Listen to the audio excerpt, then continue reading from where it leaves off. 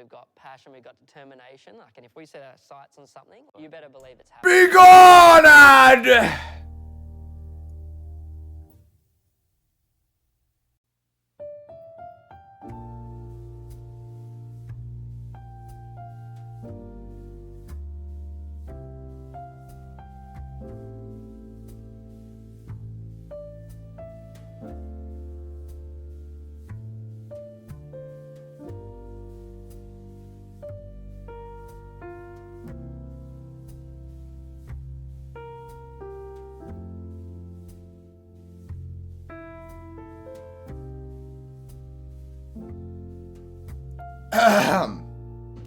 Mic check.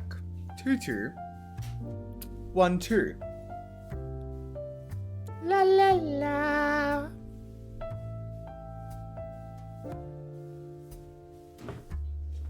Oh, crack my back. Ah! Ah! Do re mi fa sol la ba la ba.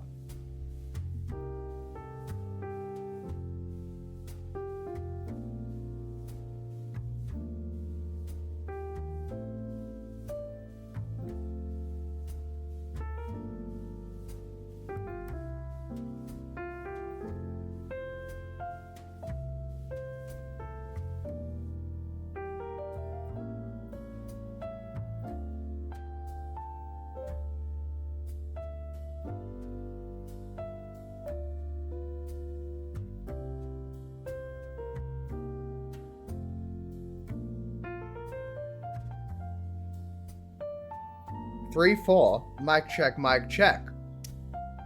Welcome in, everybody, to the MartosVEVO. No, fuck. What are we doing? The Spooky X Martos podcast hour. I am your host, MartosVEVO, joined by our co-host, Spooky Mulder. Spooky, how are you today? I am existing. Also, the haircut. What? What do you mean? You have a haircut. I do have a haircut. I'm like, it was getting long. So I'm like, why don't I just make it short? So I did it myself. I woke up this morning and I'm like, hey, why don't I give myself a haircut? And I gave myself a haircut. Oh, that explains it. Yeah. What do you mean? What What do you mean by that? There are some parts that are uneven. Yeah, I know. There are. But listen, I'm an uneven person. I couldn't really tell by like my own glance. But yeah, it is pretty uneven. Yeah, I pretty much just pulled it down, and that's how I did it. That's that was the whole gist of it. Moonish Homunculus, welcome into you guys. How are you two today? Welcome into the 4th rendition of the Spooky X Martos podcast hour. We are back from a bit of hiatus, but we always come back around, which is fantastic. This week's episode is all about the Game Awards. Woo! So, Spooky, do you want to explain to the audience what the go today is, what we're going to be doing? So we're going to be going through well, at the moment it's like 9. Basically, we're going to be going through all the Game Awards that have happened so far, going through all the categories, the nominees, the winners, and giving our opinions on them, essentially. Yes, Jeff. Maybe one day I'll be lucky enough to meet Jeff. And then he can shoot me out back like he did to the, what is it? Elden Ring kid. That's it. Actually, no, that Elden Ring kid, the Jewish rabbi Bill Clinton, he's actually like a mega like racist. So, fun fact if you wanted to know. Thank you for the fun fact. This is Spooky, everyone. Woo!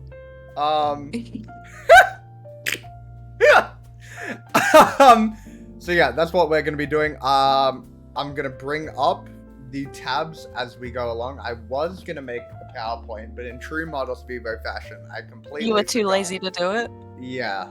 Well, look, okay, it wasn't so much a laziness this time. I was genuinely busy over the last week, and today I was like pretty shut down, so I played Risk of Rain until about 15 minutes ago when I joined the call. About 20 now, actually. But still, alright. So we've got the wiki pages up instead. We're going to be going from... Our production value is dog shit. I'm so sorry, guys. It's fine. Alright, I'm sure I'll be able to hire a team to do all of this for me in time. If you pay me, I'd do it. That might be worth thinking about.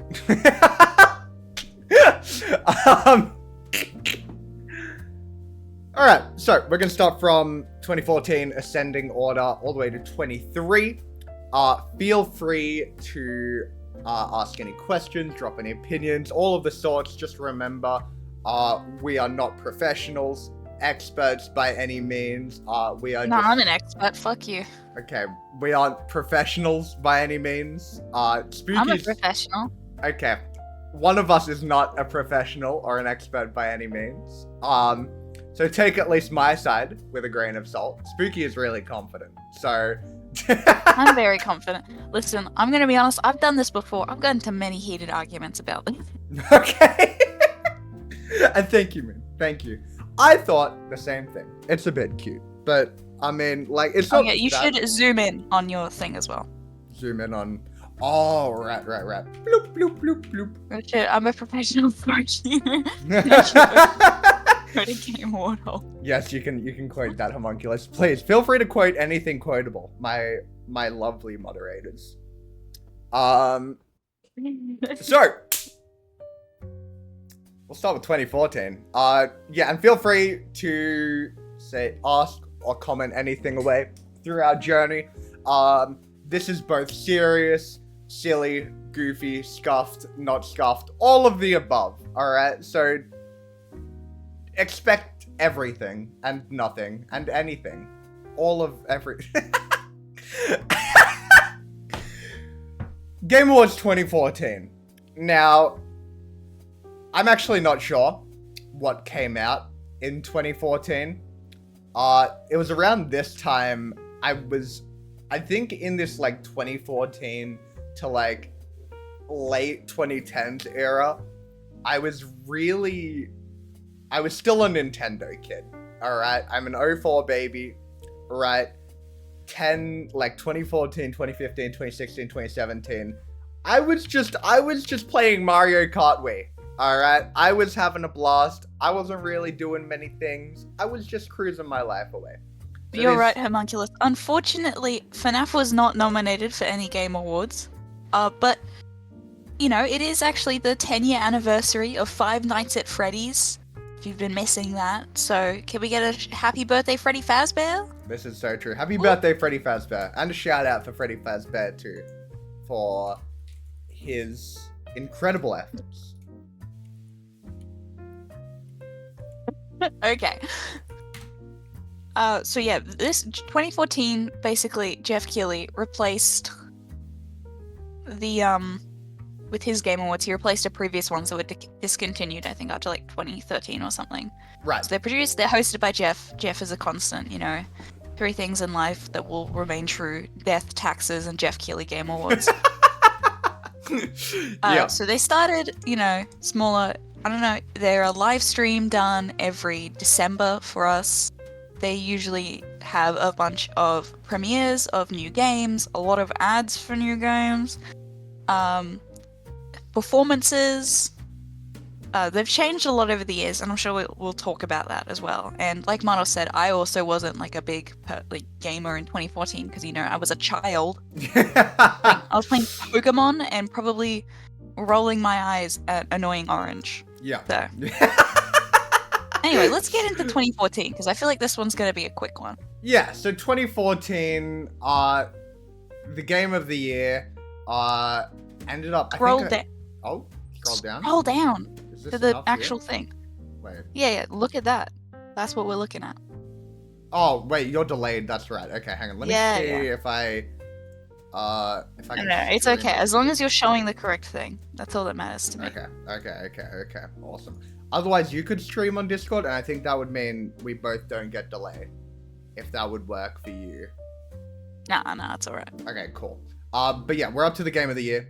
the first little tab here. Oh wait, my camera's in the way. I'm gonna have to shrink myself. hang on, chat.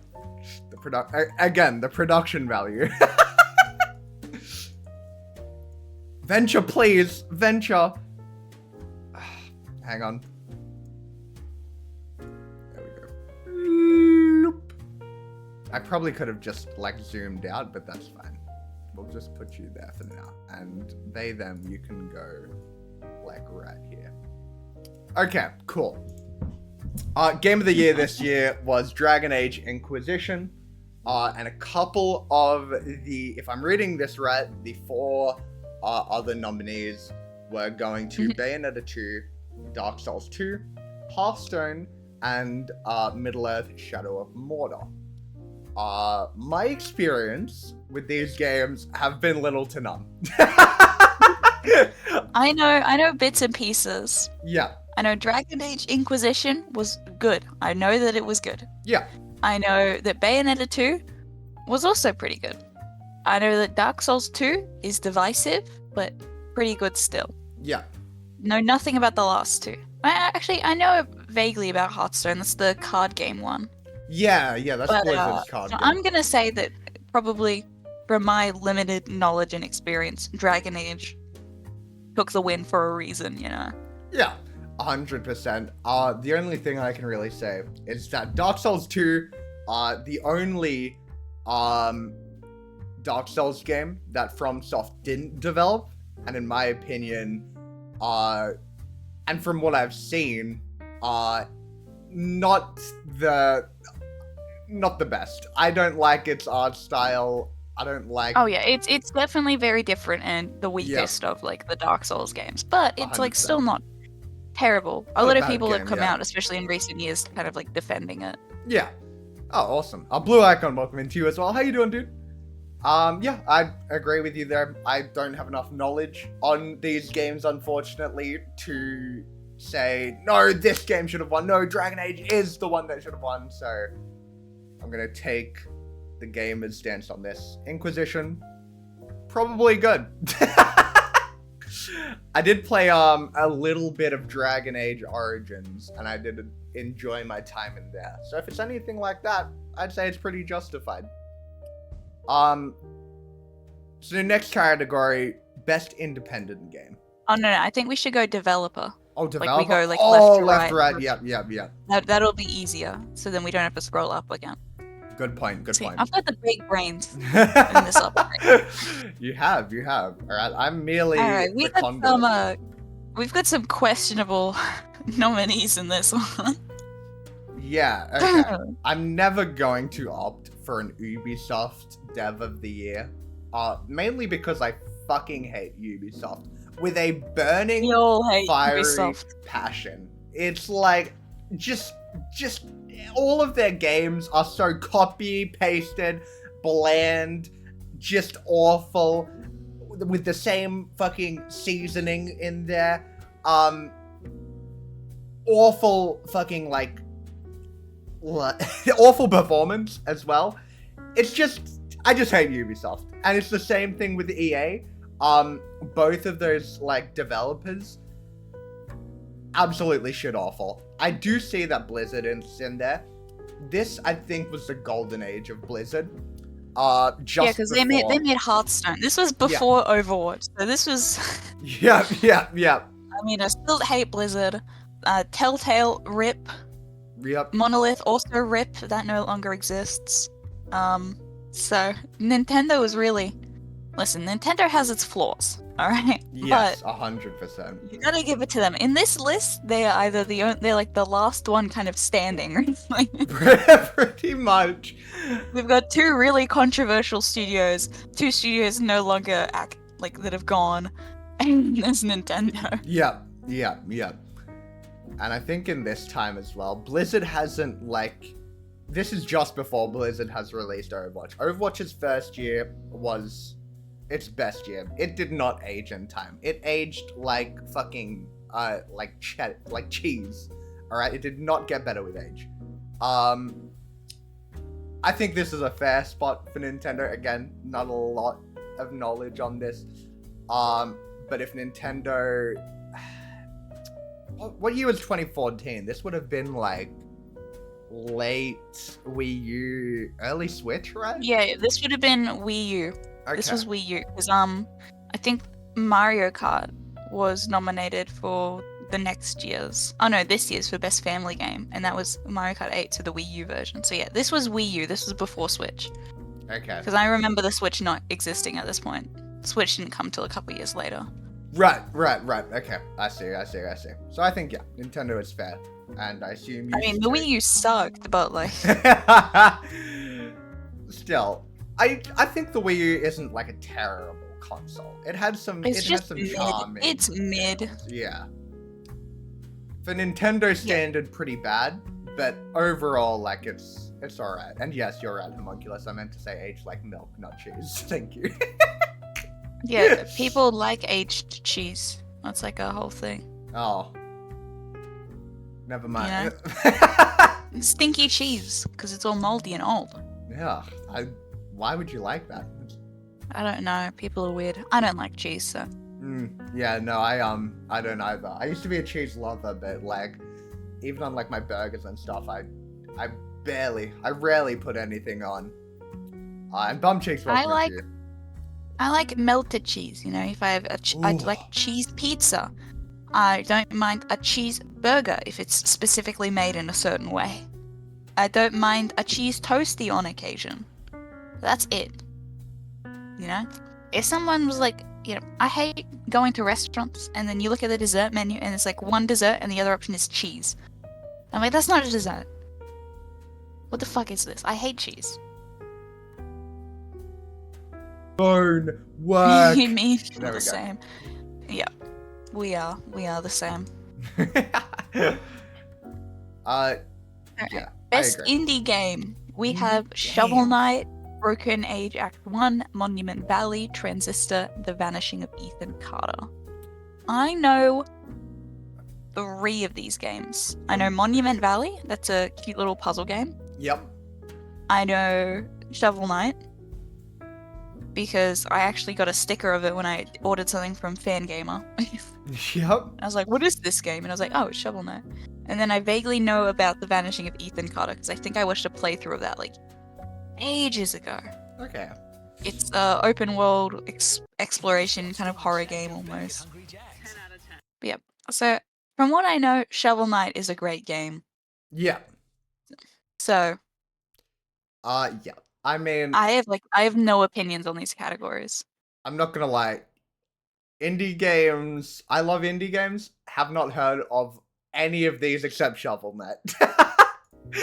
And Shovel Knight in itself, is just a very, very incredible platformer. I've played a little bit of it. Really fucking challenging though. It is the definition of a fucking streamer game. Because that's all it is. You get a bit of progress, lose it all, you get angry, you farm a clip out of it. It's a streamer game, but besides that, really fucking well made. Mechanics are really tight. The other 4 I have not heard of before. I'm gonna say Shovel Knight just because the other 4 I have no idea of. So I think this is a fine place for there. And then it's a mobile handheld. Why is Super Smash Bros. For Nintendo 3DS here? That was a... Oh, right, because it's handheld. That counts. I think, it's because it's... yeah, technically handheld. I don't know. I don't know about the Super Smash Bros. For 3DS. That could be good, that could be bad. Considering it's one of the ones I don't hear about that often, I'm going to say it's mid. Yeah. Monument Valley, again, cute little game. Hearthstone, makes sense that it won. I remember it being very big. Yeah. Oh, 100%. Yeah, because it's in the Warcraft series, I'm pretty sure. Yeah. Yeah. So it makes sense why it won. Yes. Metallic taste. Smash 3DS is mid. Okay, good to know I'm correct. Alright, next we have Best Narrative. I have no idea what the one that won was. I'm assuming it looks like to be a story about World War One. I see a dog in the cover picture, which means that I would cry watching it because something's going to happen to that dog. So I'm assuming it's got a compelling emotional story. I don't know why the fuck a South Park game is on there. That just feels like a crime. That does. That's so silly. You've got The Walking Dead and The Wolf Among Us, and then you've got South Park. South Park. It's just the black sheep among like this fucking these games. I played a little bit of it, and the humor was really derivative. It was, you know, just edgy, which is like, yeah. Like, teenage me would have enjoyed it a bit more, but now that I'm a bit more mature, I'm like, South Park humor is just gross and like, eh.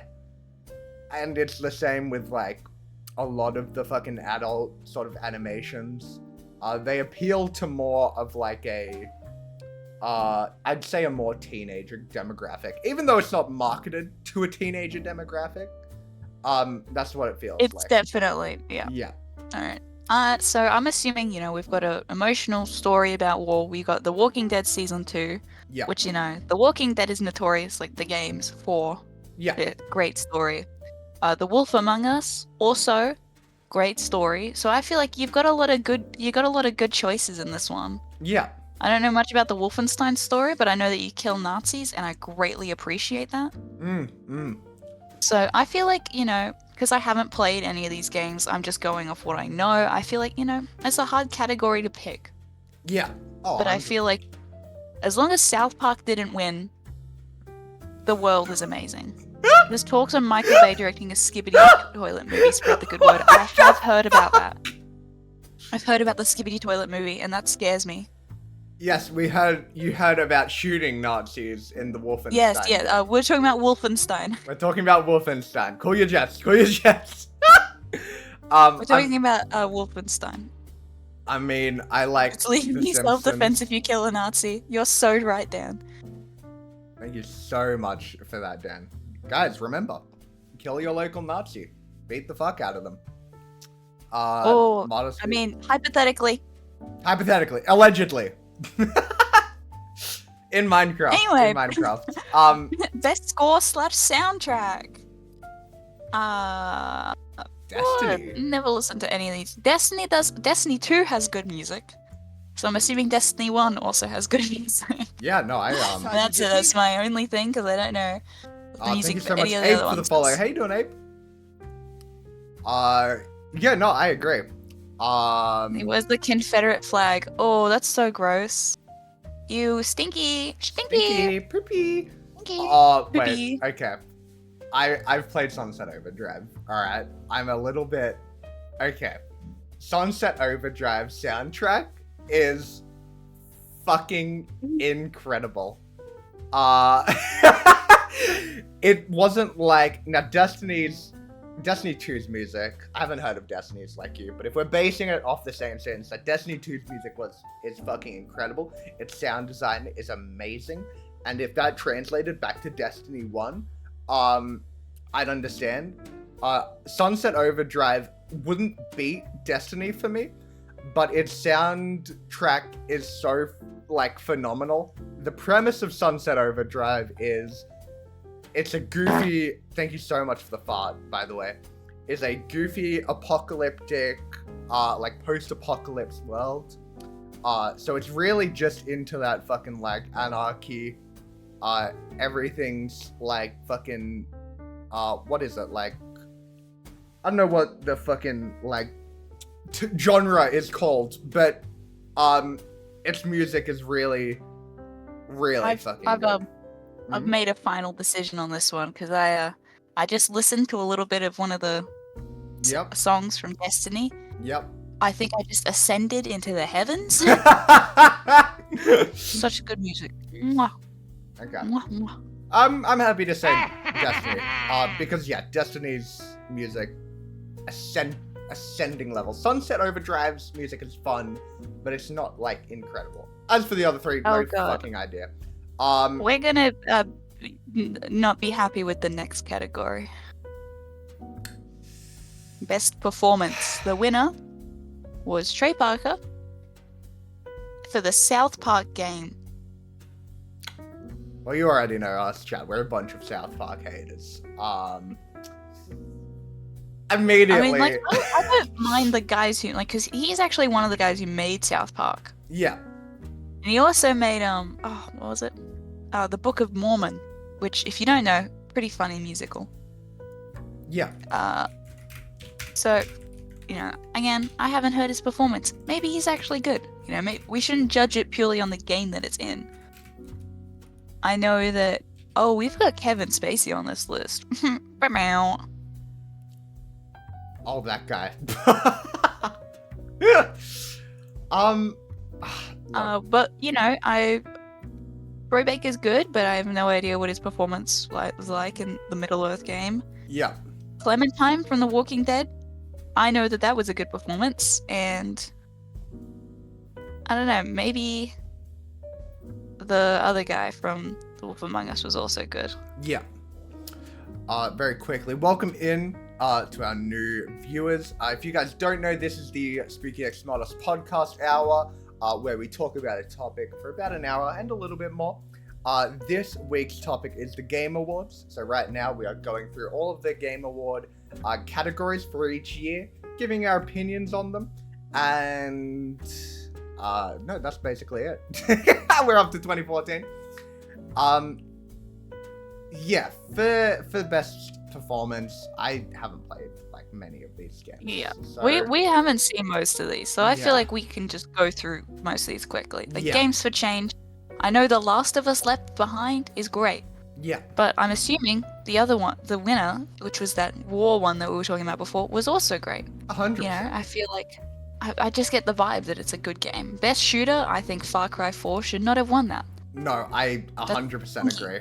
Far Cry 4 winning over things like Destiny and Titanfall? Wolfenstein and Titanfall. No. Okay, no, wait, this is where opinions come in. Far Cry 4 is a fucking awful game. Alright? They Far Cry 4 copy is and good. paste. Okay, listen, Far Cry has not been good since Far Cry 2. Yeah, no, It exactly was the right. last decent game.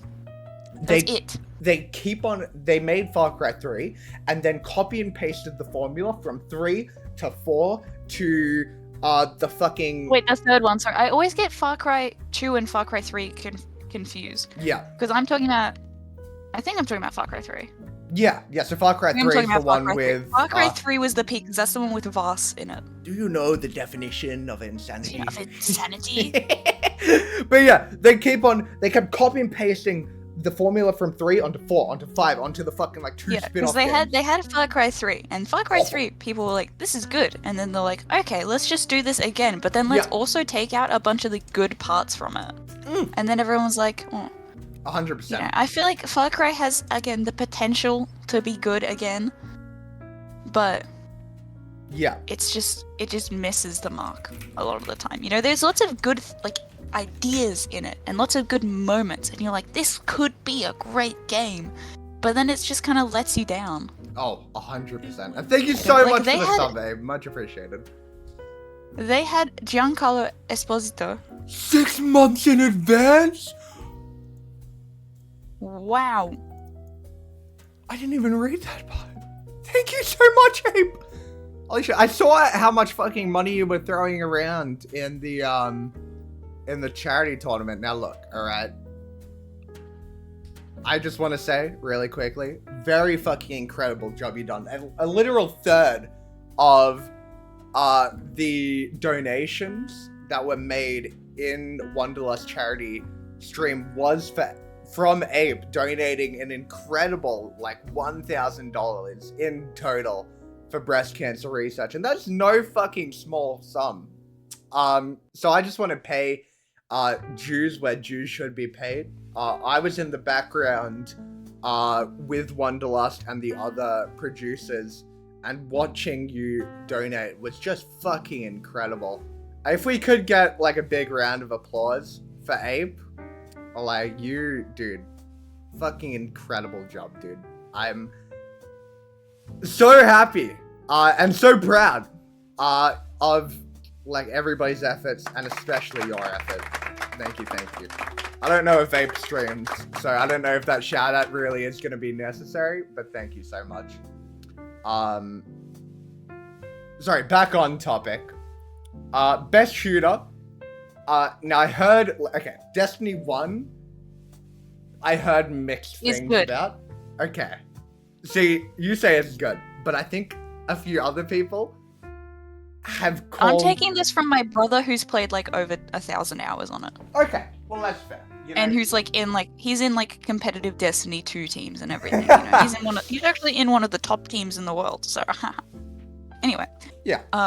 So, you know, again, it's like this. It's mid in some parts, but overall it's a good game. Yeah.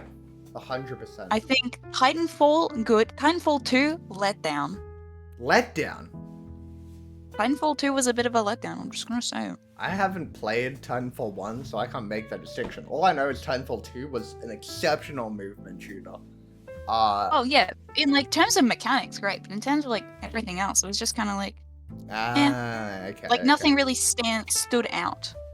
Okay. You know, No, you I get want what like you you see a game that like, you know, gets your attention, you're into it. That game, it was just kind of like, again, great premise, great ideas, just not the best execution. Yeah. Okay. So, you know, for this one, as long as Far Cry 4 and Call of Duty don't win, I'm fine with either of the other ones winning.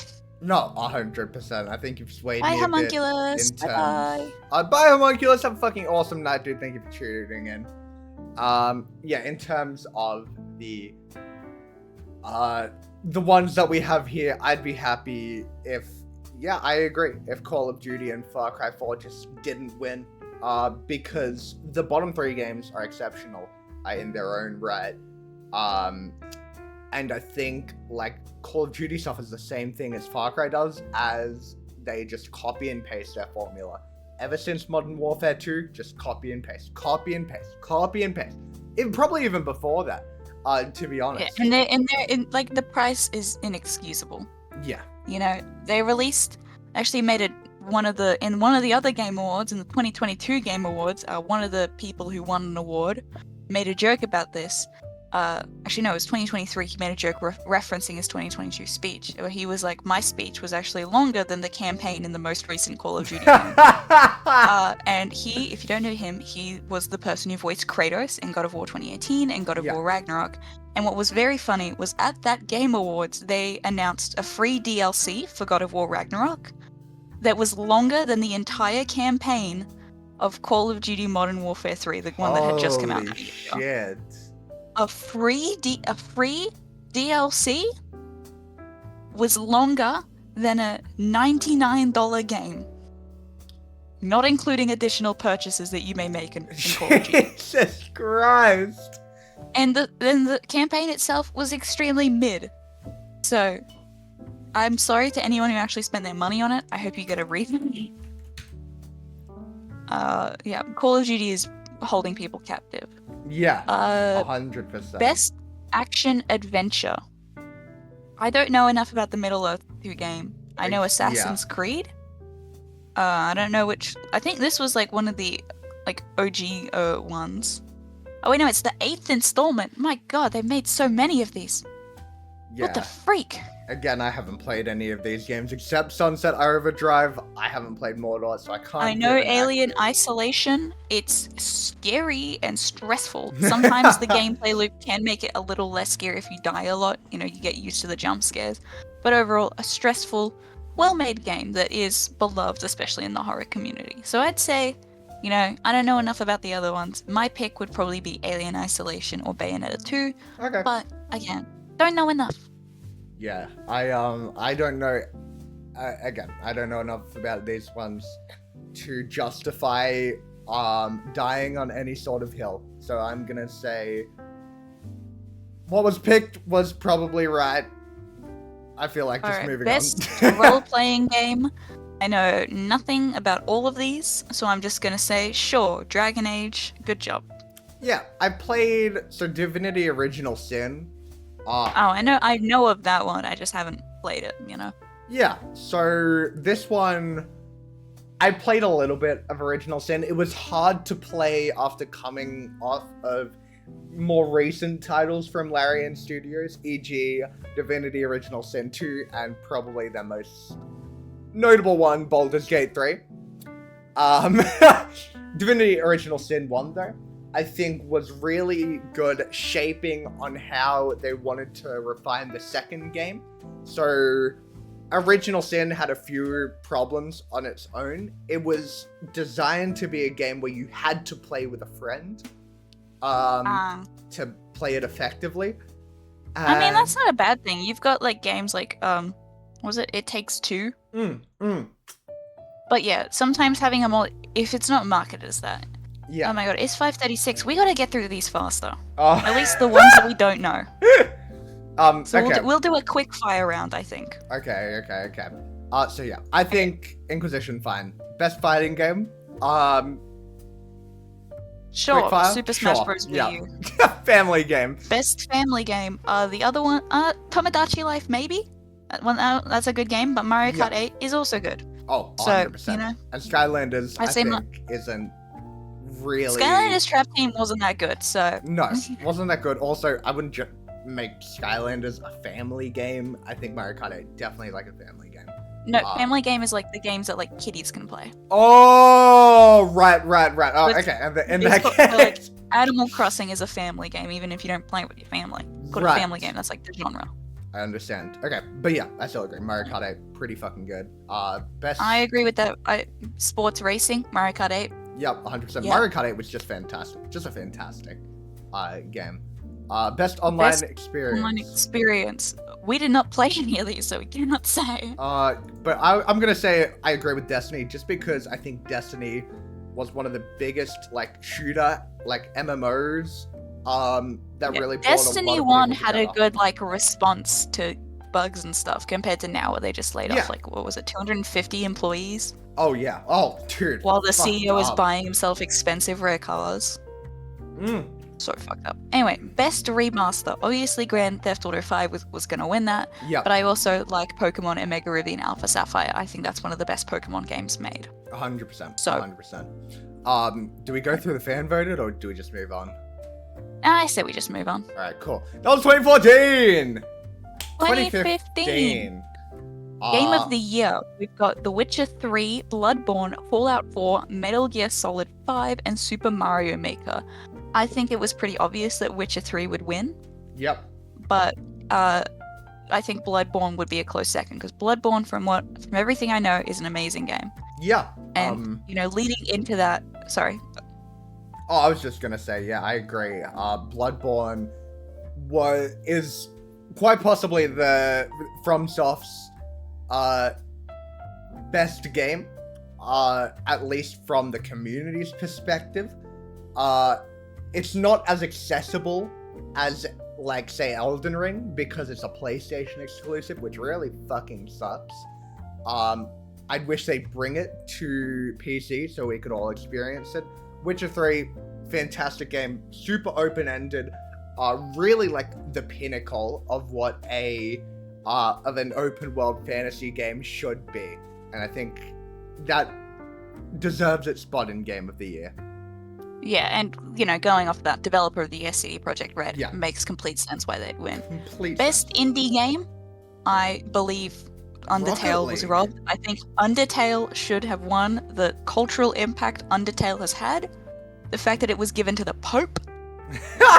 Rocket League is very popular. It's still popular to date, but Undertale, shifted the culture, if you know what I'm talking about. So I think Undertale should have won. Her Story, I don't think ever had a chance, but it was an amazing game. I don't think, compared to Undertale and Rocket League, I don't think it had a chance, but it's an amazing game and it deserves its recognition. So I think Undertale should have won, even though Rocket League is probably more played.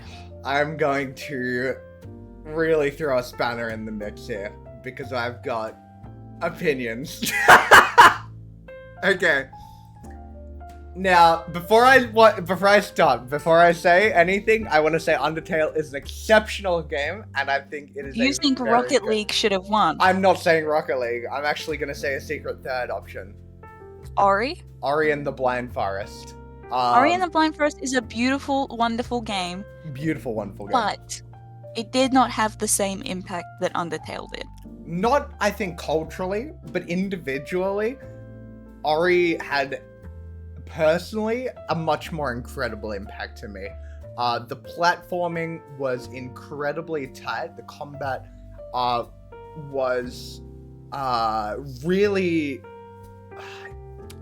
what's the word? It was impactful and it was meaningful, if that makes sense. And the story was so emotional. The way that they could convey a story through Ori and the Blind Forest with limited, and I think honestly no dialogue, was incredible. Yeah, I agree. Ori is a fantastic game. As long as you didn't say Rocket League, I'd be fine with whatever you chose. No, Rocket League is fun. Ori is a wonderful game, and it's beautiful, and everything I've seen about it is just incredible. So I fully understand. Yeah, but I agree with you. Undertale, fantastic game. The cultural impact that Undertale had was immense, and so many unique ways you could play Undertale is like so like fantastic. Like, how many like different endings are there? Is it like 5? I think. I guess, yeah. Okay. And then with Rocket League, it was a fun game. I didn't actually know it was an indie game, to be honest. I mean, yeah, you wouldn't think about it. Yeah. So for the best mobile, the only one I know about is Fallout Shelter. The others I don't know anything about.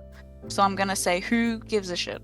Yeah, that's fair. I mean, Fallout Shelter was like dumb fun when in high school. I think the most difficult category here is best narrative, because all of the games for best narrative have incredible stories. Yeah. Okay. So Her Story is a wonderful game, and if you haven't played it, I recommend, especially if you love story, mystery kind of things. Yeah. It's great. Until Dawn, phenomenal game. Love that game. They're actually coming out with like a remake thingy of it. I think this year or next year, which looks great. So I'm excited. So I'm also a big fan of the studio that it's from. Even though their games aren't always the best, they're always like a good time, you know. Yeah. So I think no matter what won in this category, I would be happy. I think Life is Strange is also phenomenal, especially in terms of story. I don't know much about Tales from the Borderland, but I'm pretty sure it's good. I mean, it has to be decent to be nominated. So I think all of these are great nominations. Yeah. Tales from the Borderlands was, I think, it really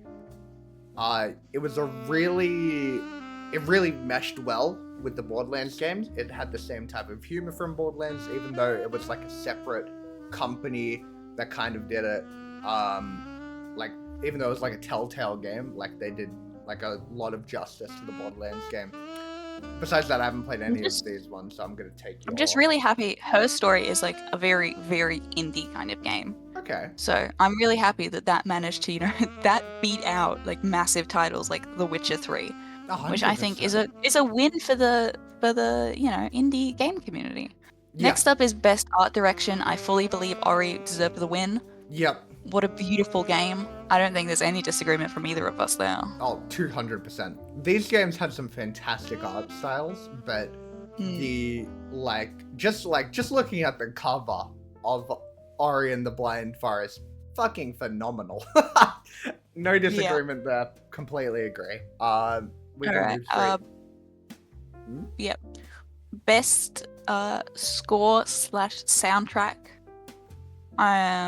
The Metal Gear Solid soundtrack is good. I've listened to it. It is really good. So, they've always had some great music because Kojima has amazing taste in music. 100%. I think Ori, from what I've heard, also has a pretty good soundtrack. I don't know the Fallout 4, Halo 5 ones. I know The Witcher 3 vaguely, but I think Metal Gear Solid 5 honestly deserved that, which, unexpected for some people when they hear about Metal Gear Solid, but it does have amazing music in it. Yeah, 100%. I haven't played any of these games except for Fallout and Ori. I played a touch of Solid 5. I didn't exceptionally like it.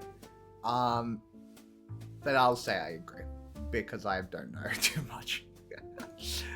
Best performance.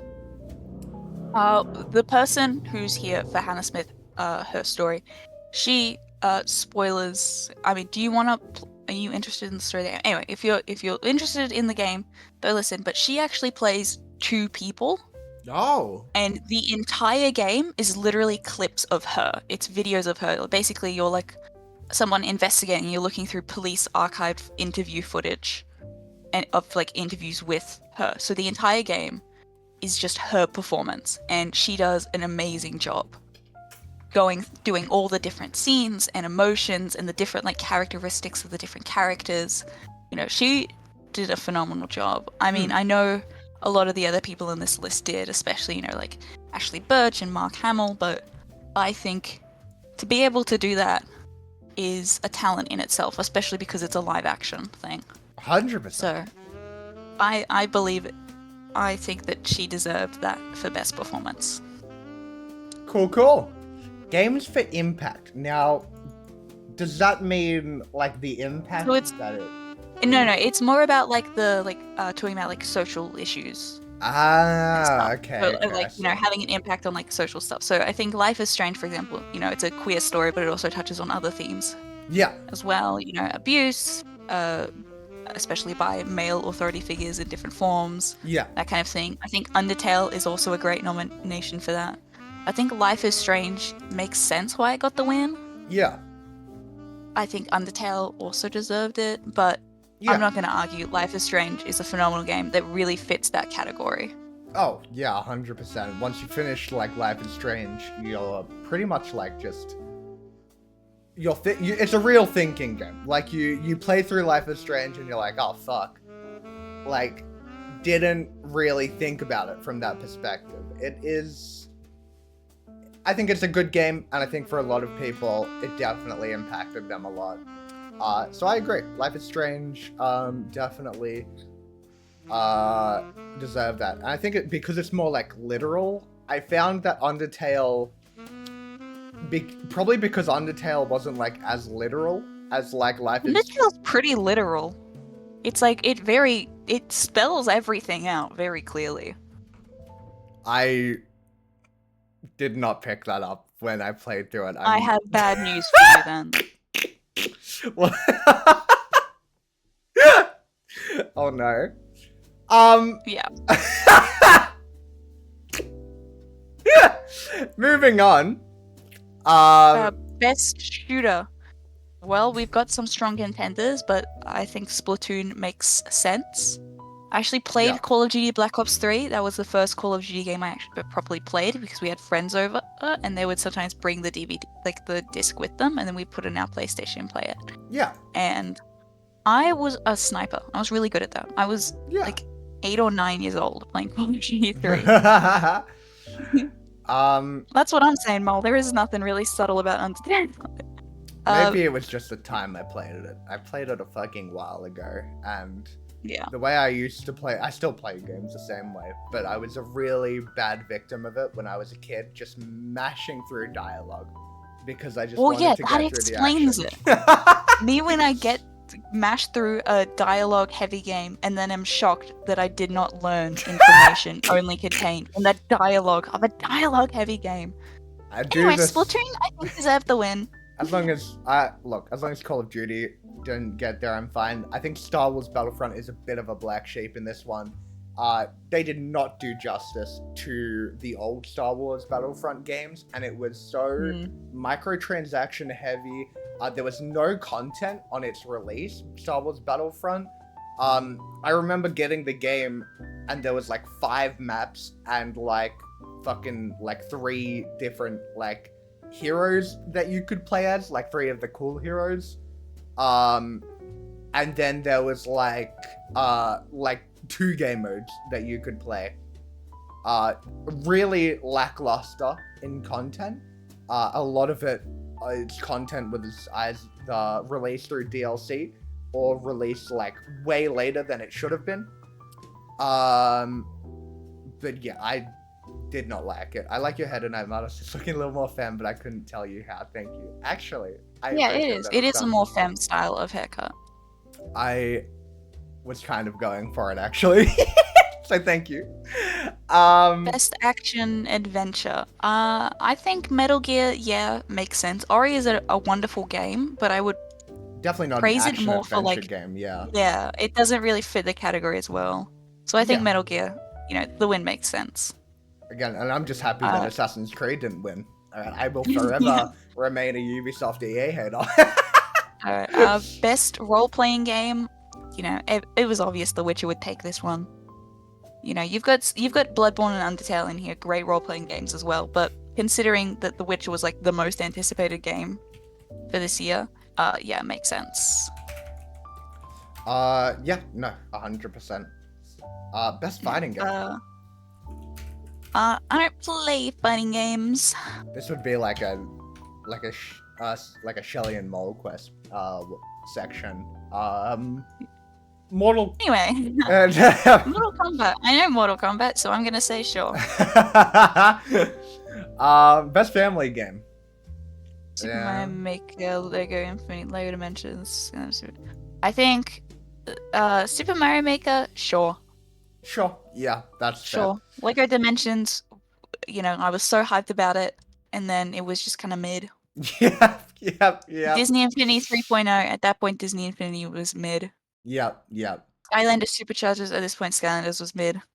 This was Splatoon is like- probably the only other one that you could contend with. Yeah. But I know a lot more people who played Super Mario Maker compared to the original Splatoon. I know a lot of people who played Splatoon 2, but not as many people who played Splatoon. Yeah, 100%. Yeah, Lego Dimensions was dumb. It was like fun as a kid because I didn't know what the fuck good game design was. Yeah. I was just looking at the funny Lego animations and the funny Lego humor and being like, this is incredible. And then Skylanders, this is like late Skylanders, like just fell off. They were just Yeah, this is right when they were like falling off. Yeah. Best sports racing game. Who gives a shit? Who Sure, Rocket fucking League. cares? Best multiplayer, I think, yeah, out of all these, Splatoon makes the most sense. Yeah, 100%. Alright, that means we're up to 2016, which, do you know what the game of the year from 2016 is? Because I know. I think I remember briefly. It's Oh everyone's my favorite god! video game, Holy Overwatch. shit! Okay, alright. Looking at these games, genuinely, first year Overwatch was fucking incredible. And Harlot, what do you expect? This is a MartosVEVO stream. Alright. Overwatch, game of the year, first year. Absolutely phenomenal game. Dude, the creativity that you could do, the ways you could play were phenomenal. Every character felt like overpowered and fun in their own way. It was just an incredible game and like something that I think changed the shooter market like fucking like forever, right? It was like one of the first like I think super competitive like team play games. The esports scene for this game was amazing. Okay, first of all, yeah, I agree with everything except for the first like super competitive team thing, because that is a total lie. Sorry, I was We getting had, carried away. we had like Halo, we had Call of Duty, we had Dota, we had League of Legends.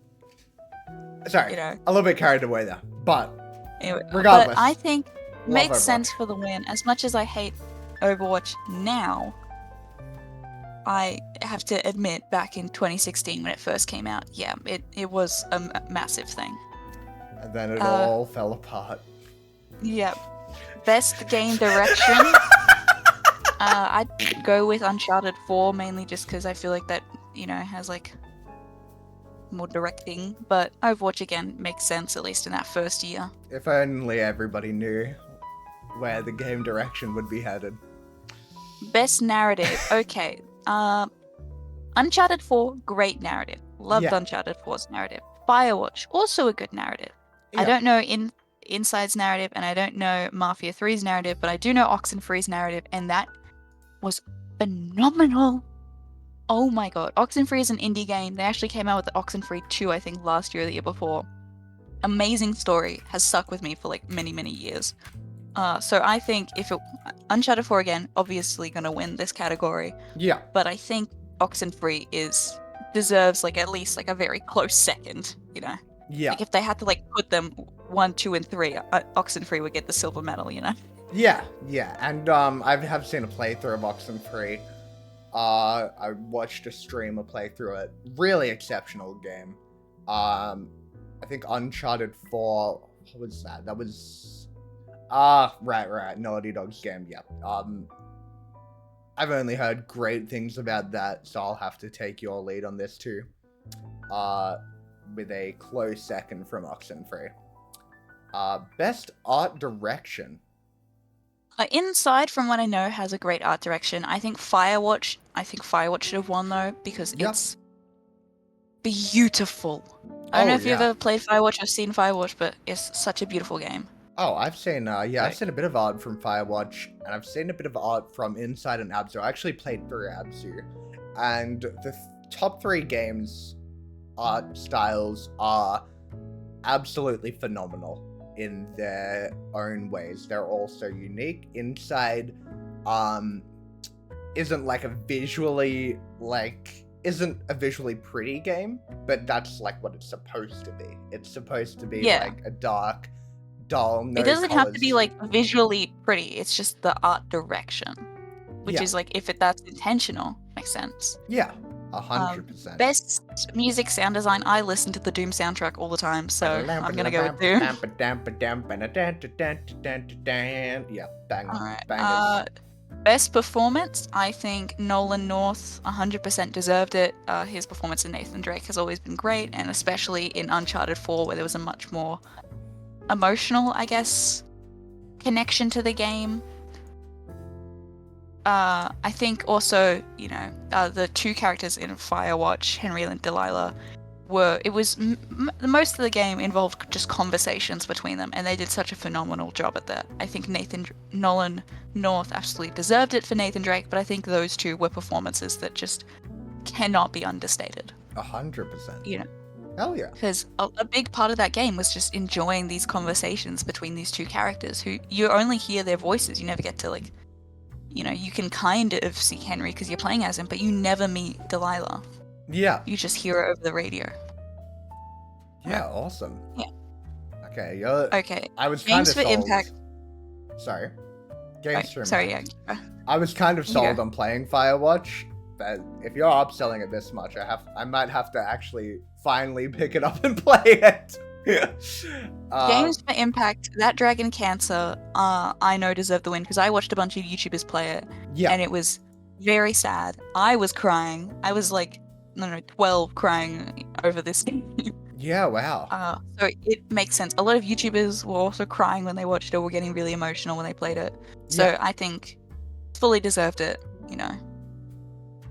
Yeah, I think 100%. best indie game.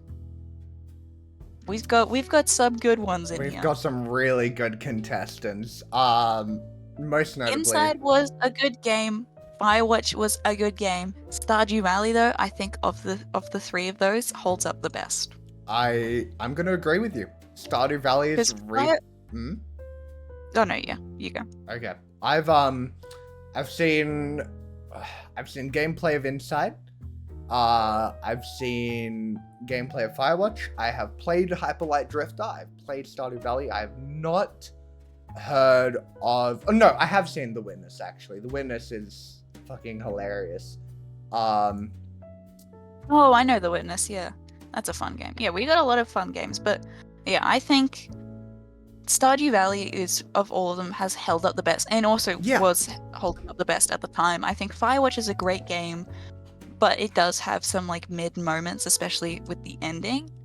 So I think it makes sense why it didn't win. It would be a close contender, but it makes sense why it didn't win. I just think Stardew Valley deserved the win more.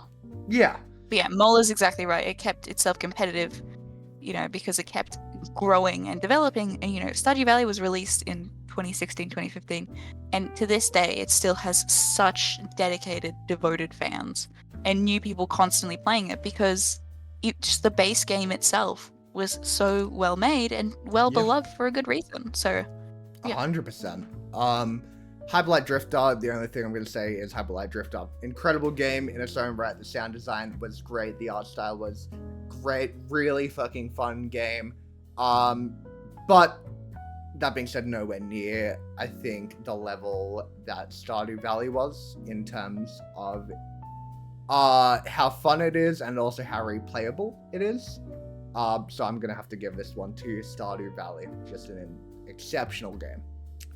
Moving on. Best mobile, I think we don't even have to talk about this. Pokemon Go 1000% deserved that win because you had people going nuts over that game. Like, oh my god, if you went in 2016 to a place where there was a gym or a Pokestop, you would just see a crowd of people around there. Businesses would advertise because they would have them near them. I remember seeing like a sign where people were like a coffee shop, they would rotate and they would give people discounts based on what team they were on for the day. You know, I think Pokemon Go, it really brought a lot of people together. You know, it got a lot of people outside. Yeah, I'll agree. Which not a lot of, you know, things have been able to do. You know, people are like, we gotta get the kids to go outside. And then Pokemon Go happened and suddenly everyone was outside. I'll agree with you. Clash Royale holds a special place in my heart. Oh yeah, Clash Royale obviously close second, but Pokemon Go, you can't deny it. No, 100% no. It waves the cultural impact. Everybody was playing it, and it was all over the news too, which was insane, like all the time. Pokemon Go sweeps. Best VR game.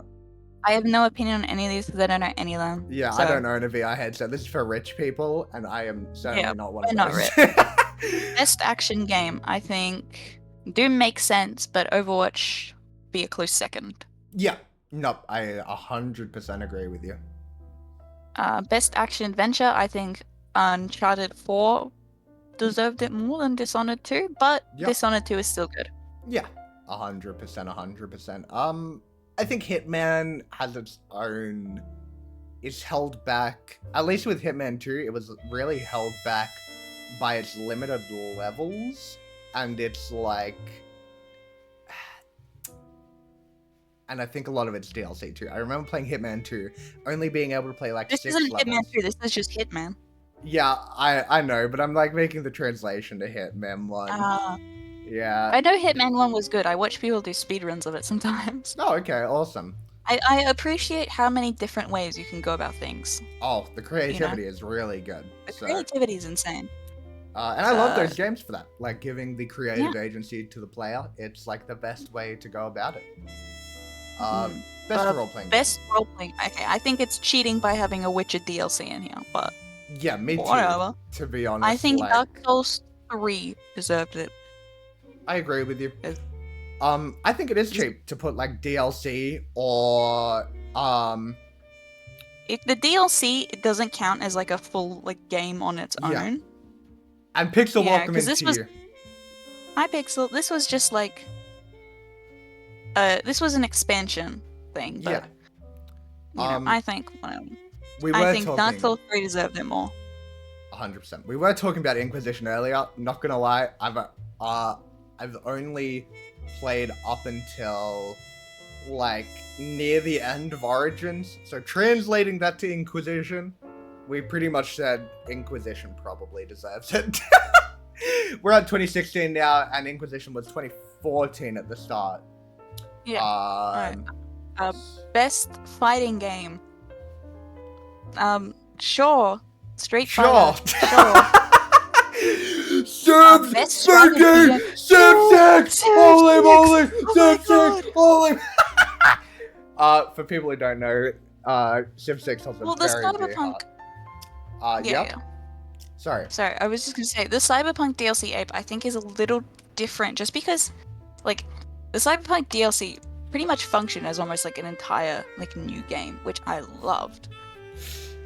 You know, and I think that's what a DLC should be. Like, it should range from like an extra like 2 hours minimum of gameplay to like a bunch of like a whole second game. But you know, compared like putting like a expansion that adds like maybe like 5 hours compared to a game that can go for like 30 in the same category.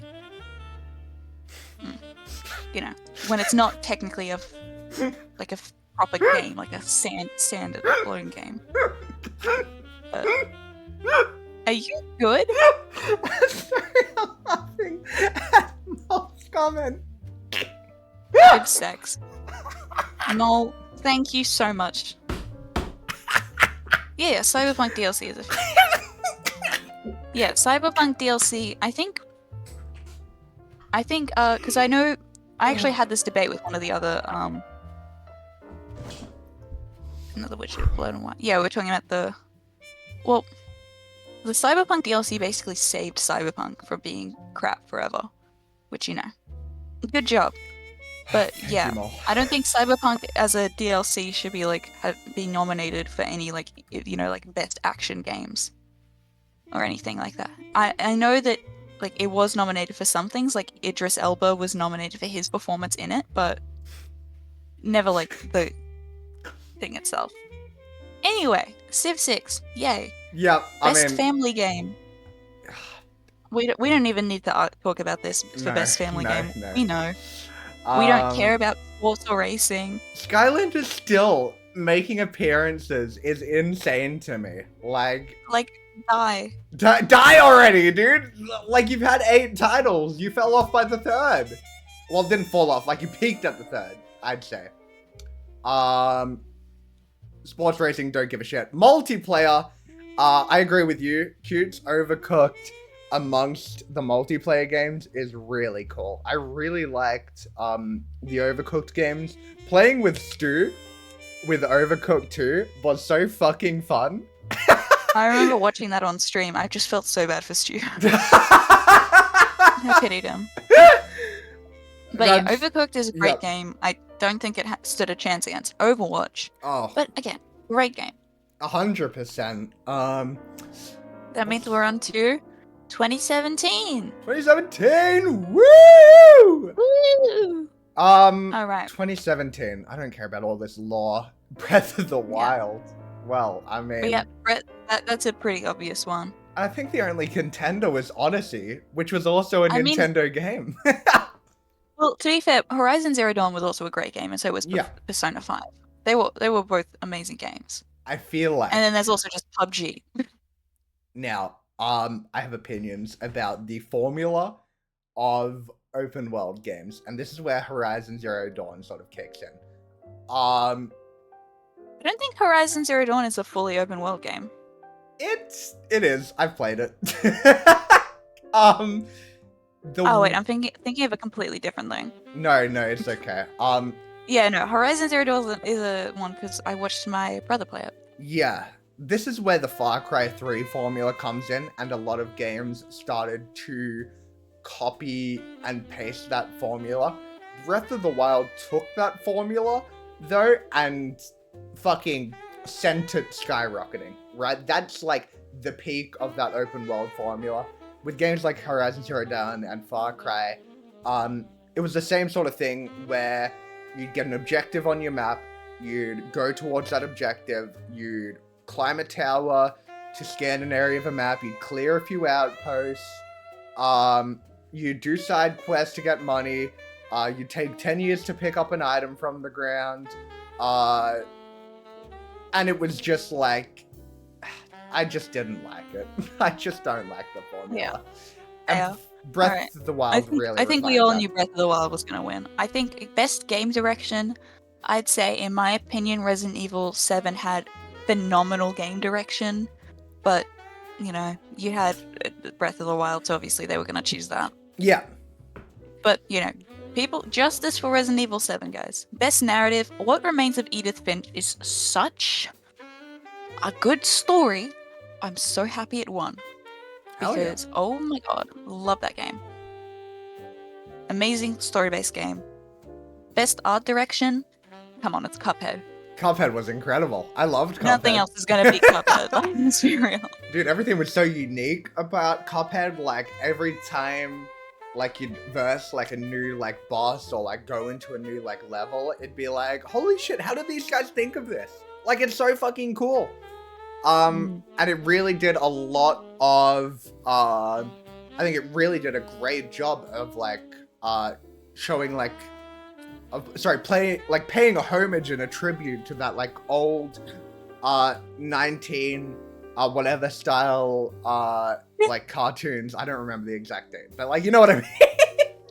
Yes, I know what you mean. So yeah, Cuphead. Am I right? Best score music. The only like score that I haven't listened to from here is actually the one that won, Near Automata. Yep. Automata. I know that it was a good game though, so I don't doubt it. I liked some of the Cuphead songs. I like the Destiny 2 songs. I've heard one of the Legend of Zelda songs. I liked the Persona 5 songs. So I think, stiff competition would be difficult, and because obviously I haven't heard to like listen to all of it, and I haven't played the full game, so I don't know how they factor in. Maybe. Maybe. Maybe. Yeah, I mean, like Destiny 2, we've seen the same thing with Destiny 1. Spooky just listened to a song earlier, and it sent her to another plane of existence. Literally, the witness is coming after me because I went to another plane of existence. What's happening? It's a little Destiny joke. But all of these games had incredible scores in their own right, which is funny that Nier Automata was the only game that I haven't played or experienced out of all of these. So I don't know, I can't justify dying on a hill because I haven't heard of the winning title. So I'm just gonna have to move on. Alright. Best audio design. Resident Evil 7 had great audio design. I do not know about Hellblade, so I'm gonna say Resident Evil 7 deserved it. Woo! Resident Evil 7! Because that shit was scary. The audio in the games are scary. I don't like it. They make me so scared because they do it so well. Best performance. I've only heard one of these performances, and that's Aloy, and I haven't even heard that much. So honestly, I have no opinions about best performance. Me neither. Yeah. Skip. Games for Impact. Night in the Woods is a phenomenal game that definitely represents what Games for Impact means. I think everyone should play it. It is such a good representation of growing older, having to go from being a kid to an adult and adjusting to life. Mental health especially, the world changing around you. It's such a phenomenal game. I think it 100% deserves to win. If not that, I think What Remains of Edith Finch deserved to win. So, I'm mad. That's fair. I'm mad. That's fair. I'm gonna quickly add Night in the Woods to my wish list. Yeah. Okay, best ongoing game. I'm guessing ongoing is what the It's a game that continuously updates and stuff. I think the second year of Overwatch was also pretty peak. It was about the third year where everything started to so I think it's fine. Yeah, sorry, I made the motion on my stream, but I realized you wouldn't be able to see that. I think so this would have been at this point Destiny 2 it would have been just after release, so it would have only been the main campaign and maybe one of the second ones, but those were all good, so yeah. Obviously I haven't played most of these, so I can't say, but sure, Overwatch, take it. Go for it, Overwatch. Best indie game? Obviously Cuphead was gonna win. Cuphead, yeah. I mean, Cuphead remains, I think Night in the Woods and What Remains of Edith Finch are great. I honestly prefer Night in the Woods to Cuphead, but come on, it's Cuphead. Yes, those were the best ongoing games. This was the life we were living in 2017. I got up in search of productivity to fold laundry where we're up to. Overwatch! 2017. Overwatch. 2017. Best mobile game. I didn't play any of these, but I know Shelly plays Fire Emblem Heroes. Yep. So I guess that one. Woo Fire Emblem. Best handheld game. I haven't played any of these. Me neither. Again, Shelly is a fan of Metroid, so I'm gonna go woo Metroid, woohoo! Fire Emblem, my love. Evil 7. Now, for those who don't know, chat, Spooky is a big Resident Evil fan, so Resident Evil 7 deserved that because playing it on PC scary. Playing it in VR, that shit's terrifying. Oh my god. So yeah, 100% deserved it. What a great game. Hell yeah. VR RE7 would absolutely kill me. I feel like, okay, I've gotten a little bit better. Sorry. It would absolutely, because it is terrifying. Yeah, it does sound awful in a good way. It's intentionally awful, you know. Oh my god. I've gotten a little bit better with horror games, but I'm still a little fucking bitch when it comes to it. I'm never logging onto Phasmophobia again.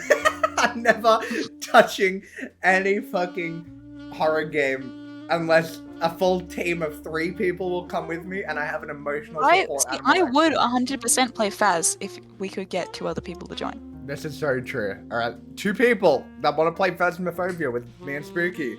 Hit us up. Please and thank you. Anyway, best action game. I only know Cuphead, Destiny 2, and Prey. I liked Prey. It had its faults, but I really liked it. Cuphead, obviously. Destiny 2, obviously. Yeah. So I feel like one of those 3 should have won it. Yeah. Probably Cuphead or Destiny 2. But maybe, you know, Wolfenstein 2 is great. I don't know, because I've never played a Wolfenstein game, but I greatly appreciate the work they do. Yeah, can't fault a game about killing Nazis, right? Like, fucking Exactly. oath to that. Best action adventure, come on. Yeah, I mean, Breath of the Wild pretty much just sweeps all categories that it can here. It's fucking Breath of the Wild was just. I was gonna say, no, I'm still gonna say it. Breath of the Wild was a breath of fresh air when it comes to open world games. And I think, like, Legend of Zelda absolutely outdid themselves here. Definitely, like, the black sheep. Honestly, I'm gonna say the black sheep of these 5 games in the best way possible. Maybe the golden black sheep. It was so fucking incredible. Don't fucking boo me. You know, the black sheep is meant to be the one that's, like, not liked. You know, and is like very different from their family. It is more like conservative or like, you know, the golden child. Legend of Zelda isn't the black sheep. Legend of Zelda is the golden child. I thought it was like just the odd one out. Okay. Yeah, it's the odd one out, but it's meant to be more like different, a negative one. Not like the you're better than everyone in a people don't really like you, or like you're different from people. Yeah, like a. If you know what I mean. Anyway, best role-playing game. I think Persona 5 deserved it, because I know a bit about it, and it seems cool. I'm going to take a stance here, because I love... I don't know any of the other ones. I'm assuming you're going for Divinity Original Sin 2. I am going for Divinity Original Sin 2. This was, before Baldur's Gate 3, Larian's best game that they have made. Same thing with Baldur's Gate 3, the amount of stories you could craft with Divinity Original Sin 2 was incredible. The creativity and the agency you were given as a player to play this game, and an exceptionally fun game to not only play solo, but to play with friends. That being said, Persona 5 is incredible in its own right. I've heard nothing but good things about it. It's actually on my to-play. I'm gonna have to give a definitive answer after I play Persona 5, but I think Persona 5 probably deserved it. Original Sin 2 holds a place in my heart, but yeah, you know what, yeah, Persona 5 probably did deserve it. As long as fucking Ubisoft title didn't win, we're fucking good to go. If only Shelly was here, so real. She's off, probably working, no doubt. Welcome in, hello Overwatch. I don't really care about fighting games, I'm not gonna lie. Nidhogg 2 was funny. Injustice 2 makes sense why it won. Yeah, no, 100%. Best family game, these are... Yeah, okay, let's just go Super Mario Odyssey. Yeah, yeah. It was pretty good. Sonic Mania was fun. I think one of the better Sonic games in terms of platforming. sorry, not platforming, in terms of like, what's the word?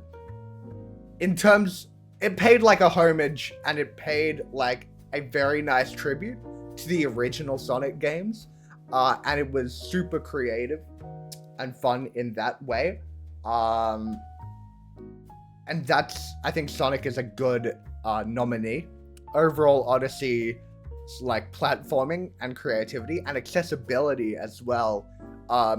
You could, I think a child could beat the game, but it could take like any manner of person to like fully master Odyssey, which I think is an incredible game. Mario Kart 8 Deluxe, it's like the same thing about, it's weird that a DLC essentially is there. I know it's not technically a DLC, it's more of like a small remaster, like put onto the Switch.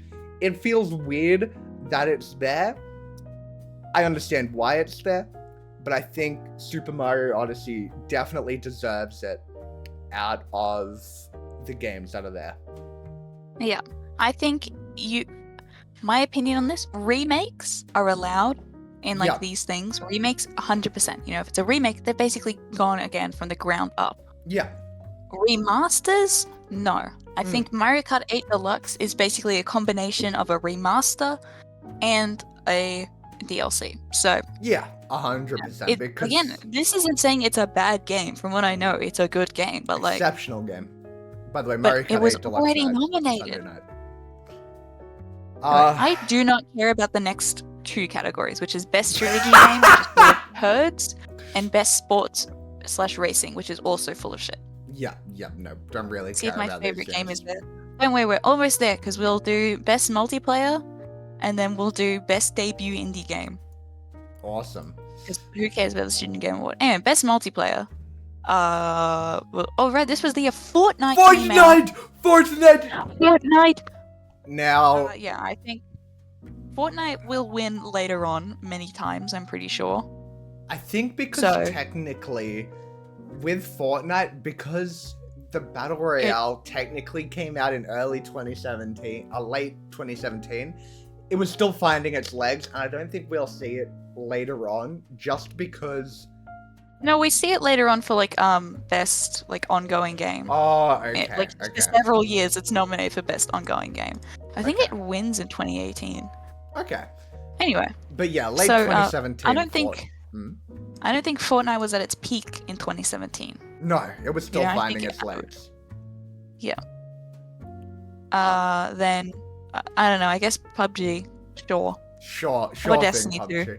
I think PUBG really, like, sort of solidified and started the, or at least popularized the, like, market for Battle Royales. So I think that's a fair thing to put PUBG there. Alright, best debut indie game. We've got Cuphead, Golf Story, Hollow Knight, Mr. Shifty, and Slime Rancher. Cuphead was obviously going to win, but Hollow Knight and Slime Rancher are just phenomenal games. Or, if you scroll down and look at Trending Gamer, the one who won Trending Gamer.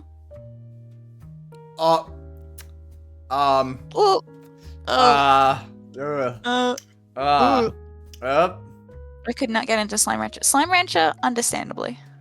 Appreciate the art. Yeah, the art, direction, and design of the game, amazing. I can get why some people wouldn't get into Slime Rancher. Yeah. I think Hollow Knight is such a phenomenal game. Oh, 100%. That if Cuphead wasn't there, Hollow Knight would have won 100%. 100%. Which means that brings us to 2018! 2018! Alright, we're making headway now. This is where things start to get more controversial. Oh boy, okay. Now, so let's start with Game of the Year. Before we start, opinions are opinions. Let's try and not get too heated about this. Okay. Yeah, but my opinions are correct. Anyway, Game of the Year 20, God of War 2018, 1 million % earned Game of the Year. 1 billion %. Have you played it? Okay. I've played most of these games. And I have opinions. So have you played God of War? I played God of War. I've played Celeste. I'm playing Celeste, sorry. About to finish it. I've played Spider-Man. I've played RDR2. Um, 2018 me would have said Red Dead Redemption 2. But playing through all of the games and thinking about this, God of War 100% deserves this. Like the story, the emotion, because I never liked the original God of Wars. I was never a big fan, and then one day in 2018, Jacksepticeye was doing his series on it, so I was like, I'll check it out because I don't know what else to watch. And oh my god, Yeah. It's such a phenomenal game. Absolutely phenomenal. The soundtrack. The soundtrack's great. It's better in Ragnarok. I don't know how. I mean, because I got Hosier for it, though. Detroit Become Human Wiggly. So I was obsessed with Detroit Become Human. So was my friend. We played through the game multiple times throughout the years, but especially in 2018 and 2019. At the time I loved it. It still has a very strong place in my heart. But looking back on it, especially David Cage, who made the game, and a lot of the things that were like going on behind the scenes, it's honestly not as good of a game as I, thought it was at the time. It's still a good game, and Brian Detchart, I love him so much. I'm obsessed with him. I will always be obsessed with him. He's amazing. But yeah, there's a lot to be critiqued about Detroit Become Human. There's a lot that I love about it, but there's a lot that you can critique about it, especially when it comes to things like race and how that's portrayed, and also David Cage and, all the terrible things he's done. Yeah, Mr. Krabs is in it. I think that it has amazing things. Like Connor and Hank's story is phenomenal. I love the idea of Marcus, and some of his moments are great. Kara and Alice's story was definitely the weaker of them, but I think it had some really emotional, well-written moments. But again, if we're talking about best game direction, God of War 100% deserved that. Yeah. Like 1 bajillion%. 200%. Red Dead Redemption 2 had a great narrative, and we're going to get to that later. I fully understand why Red Dead Redemption 2 was one best narrative, because the narrative in that game is phenomenal. God of War also had a great narrative, but Red Dead Redemption 2 I think was just a little better. Just a tiny 100%. Bit. And yeah, he played Jackson Avery. I've watched Grey's Anatomy, it's bad. Anyway. In terms of Game of the Year, I think Red Dead Redemption 2 had its own fundamental design flaws. The gunplay was pretty boring. It got old really quickly. They did do justice. Sorry. Yeah. I was going to say, I think the best part of that game is the story. Yeah. And the acting. 100%. But besides that, God of War pretty much just nails every aspect on the head. And Red Dead Redemption 2 was the graphics and the story which really carried it. So I think that definitely carried it over. The two honorable mentions, Celeste, Spider-Man. Celeste is a really incredible game, but because I think it's just so hard to compete with these AAA games that put out these massive scale worlds and narratives. Celeste, incredible game, but I don't think it had a chance against God of War. It did not have a chance. It is a massive David and Goliath situation. It's a beautiful game, but so best narrative we've covered. Best art direction. Red Dead Redemption 2 looked really pretty. So did God of War 2018. I don't know the other ones, but I like the style of the cover for the winner. So I think it probably has a unique art style, which I like. I like when games have a fun, unique little art style. Yeah, 100%. And I do like the look of it. It's really, really pleasing to look at. I know. It looks like a pirate game as well. Yeah, I fucking love pirate games. It's the same people who made Papers, Please. Oh, that's fucking awesome! I fucking love Papers, Please. Immediately. Incredible. Awesome. Alright. Best score music, Red Dead Redemption 2 had an amazing score. Celeste also did, but just the guitar, especially in those more chill moments. God. So good. as soon as I heard the music start playing at the end of RDR2, tears. Oh my god, that tears. was Oh yeah, my it god. amplified the whole thing. God of War also had an amazing soundtrack. Oh yeah, if you haven't played God of War 2018, get it. God of War Ragnarok is also coming to PC I in can't September. wait for that. I cannot wait for that. I'm so excited to play that. So I think best score, yeah, Red Dead Redemption 2, definitely. I think Bear McCreary did a fantastic job for God of War, but I think God of War Ragnarok had a better score. Just Yeah. because I'm like biased, and also I really love the Hosier song. I listen to it really constantly. um It's a little, yeah. I really Yeah. love Unshaken, the song from RDR2. That has been on my playlist multiple times, and I really like American Venom, I think it's called, which is at like a really late part of the game, so no spoilers obviously. Which is just fucking, yeah, incredible score. Just an incredible score. Audio design, it's fair to give it to RDR2 as well. Yeah, yeah. God of War and Marvel Spider-Man were some good contenders. Marvel Spider-Man, Yeah. I think we'll find, is just sort of Marvel's- like the runner-up every Yeah. time. It's like, it's a good game, but it's not an good. exceptional as- game. Yeah. It's a great game, but it's not hitting that next level, you know? I bet like it'll some of these other win like the action adventure category. Like maybe actually no. I There's mean, God of War there. Action adventure, yeah, that's what I want. That's all I'm Never, saying. I don't think Spider-Man will win any of them, and I think it'll take a dedicated fan base to fight for the Spider-Man games. An incredible game. Oh The my God. mechanics were really fun. Swinging around. I remember the meme. Oh, yeah, the it swinging- really makes you feel Good, like it's- Spider-Man. Yeah, it's a great game. I just don't think it had a chance compared to these. Best performance. So Roger Clark as Arthur Morgan was phenomenal. Yeah.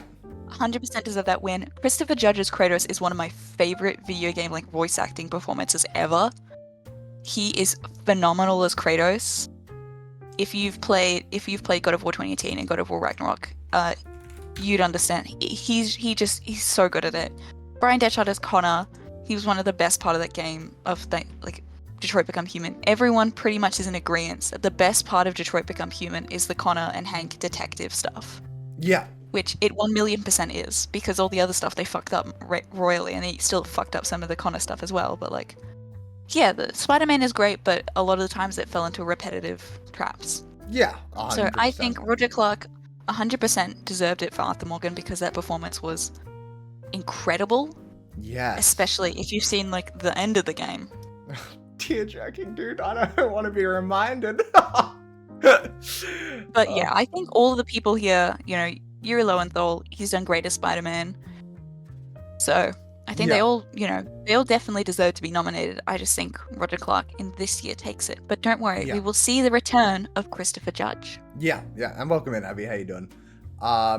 Games for Impact. Celeste. Oh, that's an obvious winner. That's That's such an fair. obvious winner. No comments Yep. here. Best no ongoing comments. game. Yeah, this is when Fortnite wins. Yep. Okay. I feel like Fortnite this was Battle peak Pass. Fortnite, and it had such a cultural impact as well. I don't want to give it to Fortnite, but with the contenders, But we have to admit, yeah, and we have to admit, it was pretty good in 2018. yeah, You know, opening like Instagram and Snapchat, you would only see like, oh my god, I just got my first win on Fortnite in everybody's stories. You know, I just got my first victory royale. it was. Yeah, Florence gets a few nominations in this one. But yeah, so then we've got best indie game, which Yeah, that's fair. that's pretty. Dead Cells. Best mobile game. Oh, sorry, Before yeah. we move on, Dead Cells, incredible game. By the way, just want to Incredible play. game, just It's not as Not good as as- Celeste, of course. Also, Dead Cells makes so many waves with so many indie developers. I think they've like done like fucking at least 10 collabs, with like a bunch of notable like indie games, which is so fucking incredible. I really love, amazing homages, and I really think Dead Cells is a very incredible game, but Celeste just, next level. Yeah.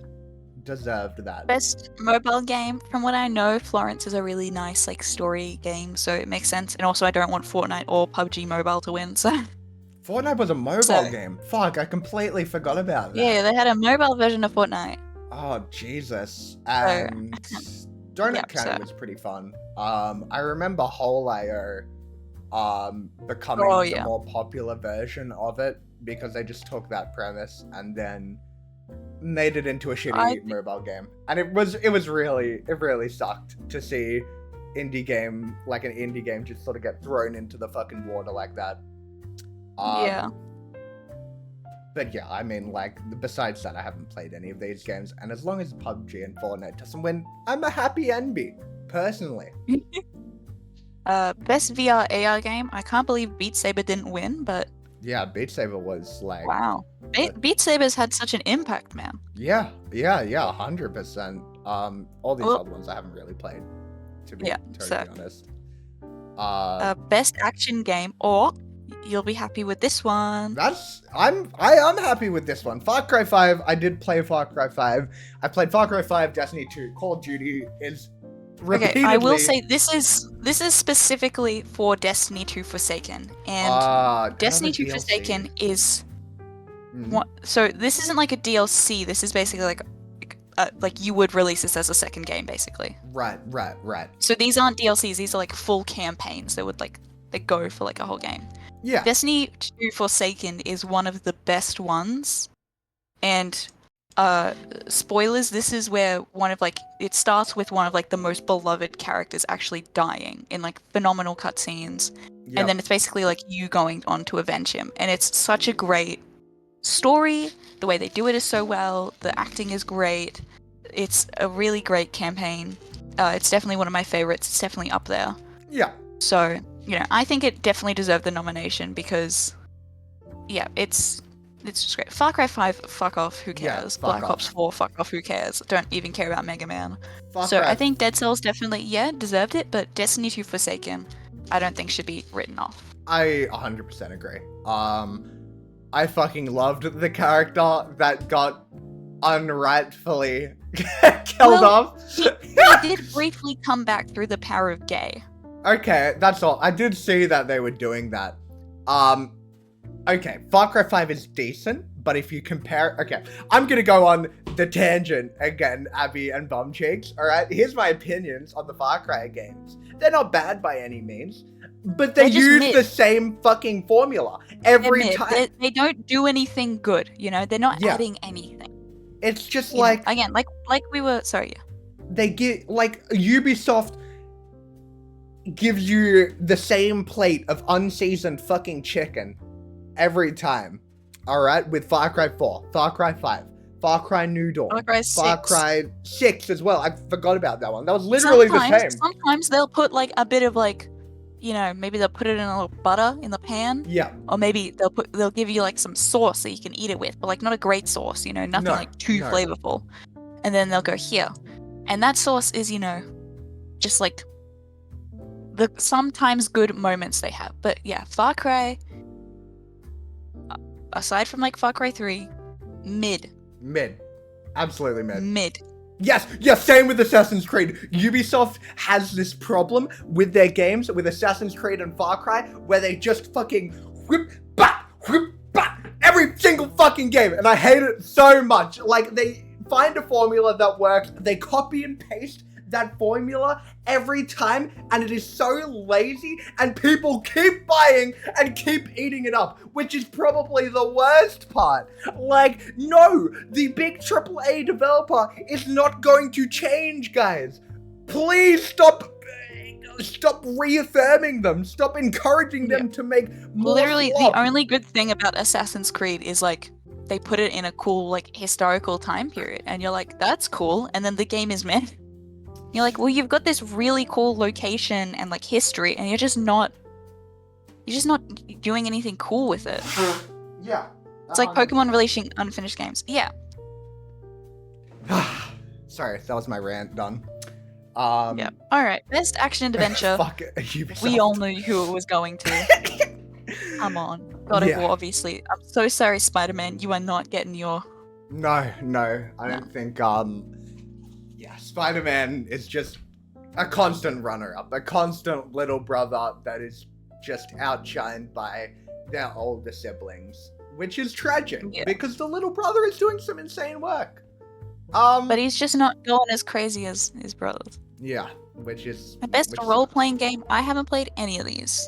Me neither. I know vaguely that Dragon Quest is kind of fun, and I guess Monster Hunter was good enough to win, so... This is up to you guys, chat. This is your opinion. Anyway, best fighting game, who cares? Who cares? Best family game, well, this was a pretty obvious winner. Yeah, Overcooked 2. Playing it with Stu, we were mentioning it earlier, and Spooky said, I feel sorry for Stu, which is fair, because I was half putting on a show for content, half actually being inept at the game. And best strategy game? Oh, sorry. Best strategy game? Don't care. Yeah. Wait. No. I care. Hang on. I care. Into the Breach was a phenomenal game that really stood out in the turn-based market. I think I've logged in just a tiny amount. I played it. It got released on like mobile, and I got it on my phone. And Into the Breach, same developers from Faster Than Light. So if Dan was here and not eating dinner, he would be like losing his fucking shit. So shout out Dan. And I really think that this deserved its spot because it was a great game. The other games I haven't played. Cheeky little Frostpunk nomination too. Oh, Frostpunk is that city building game. Yep. Yeah. Pillars of Eternity could have won that, but the world was not ready for the high fantasy top-down tactical gaming. Pillars of Eternity? Which one was that? Wait, where? That was for the best role-playing. Oh, I see. I have actually never heard of this before. I've seen a few games from Obsidian, and they do some decent stuff. I might put that on my wish list too. I'll do that off screen really quickly. Sorry. Anyway, but that's my strategy. Best sports. Yeah. Best sports racing, we don't care. Best multiplayer went to Fortnite, which is pretty obvious. Yeah. I mean, Destiny 2 Forsaken, sad. Sea of Thieves, sad. Best student game, who cares? Best debut indie game, who cares? Yeah, no, these ones are just... I feel like indie games... It wasn't an indie game year, this was a triple A year. Yeah, alright. Then we get to 2019, which had some interesting things. Yeah, like 2018 was an incredible year, and I think like it was around this time they sort of slowed down, right?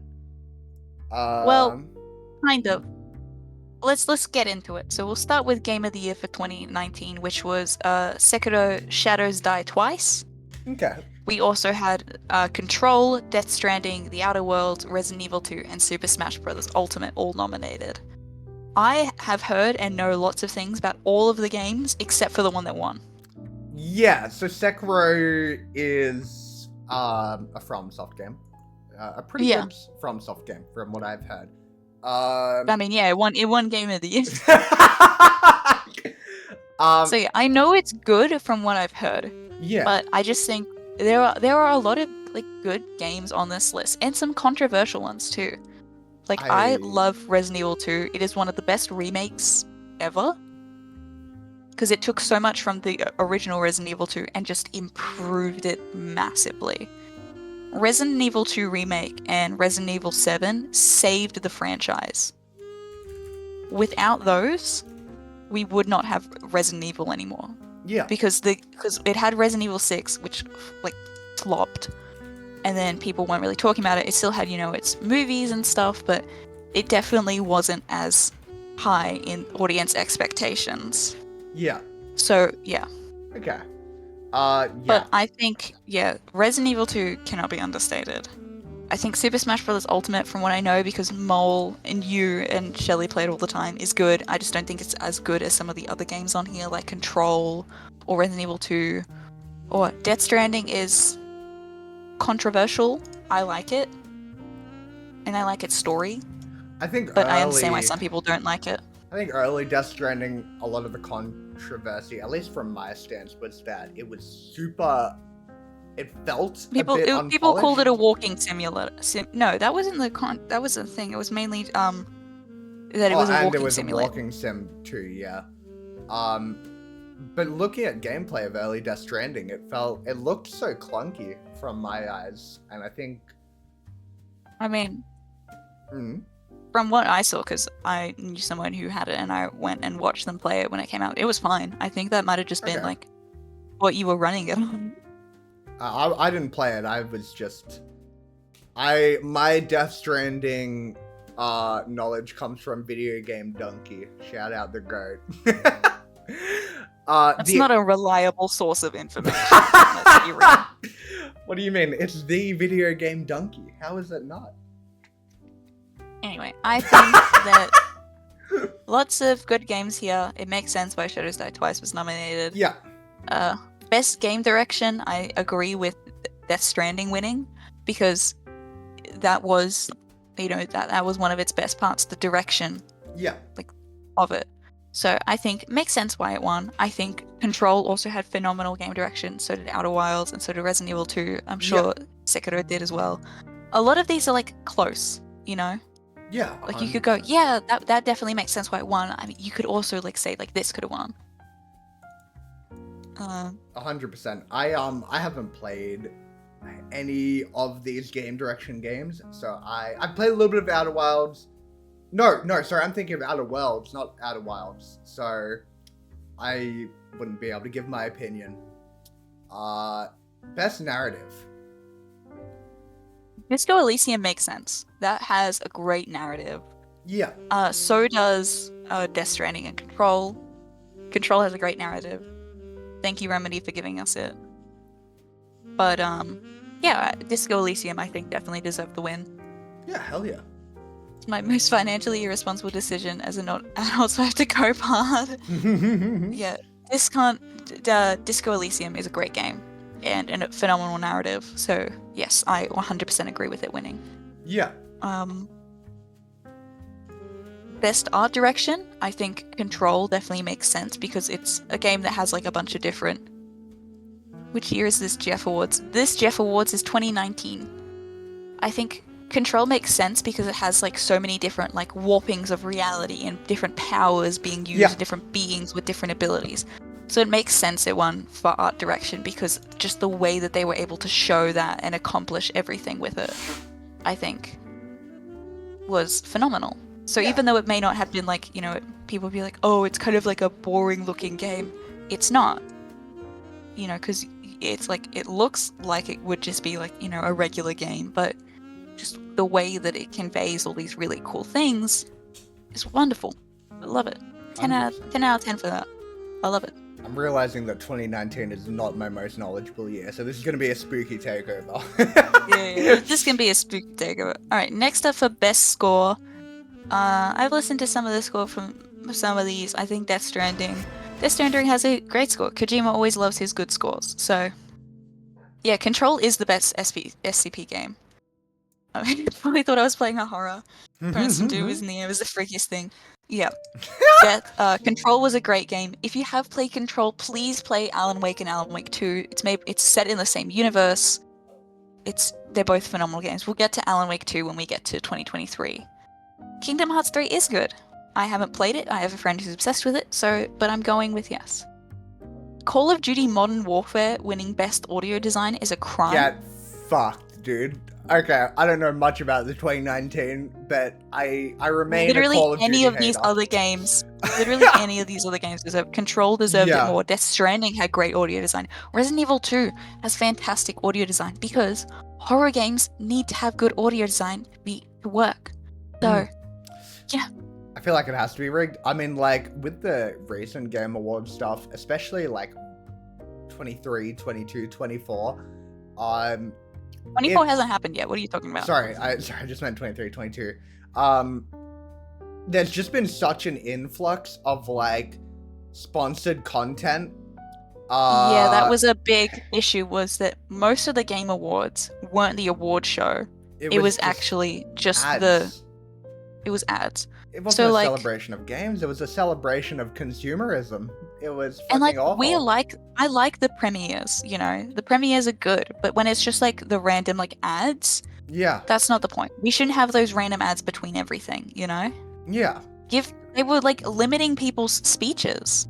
It's... And that sucked, especially when like when they were doing Game of the Year, and they were like, "Oh, okay," you know, Larian was doing their speech.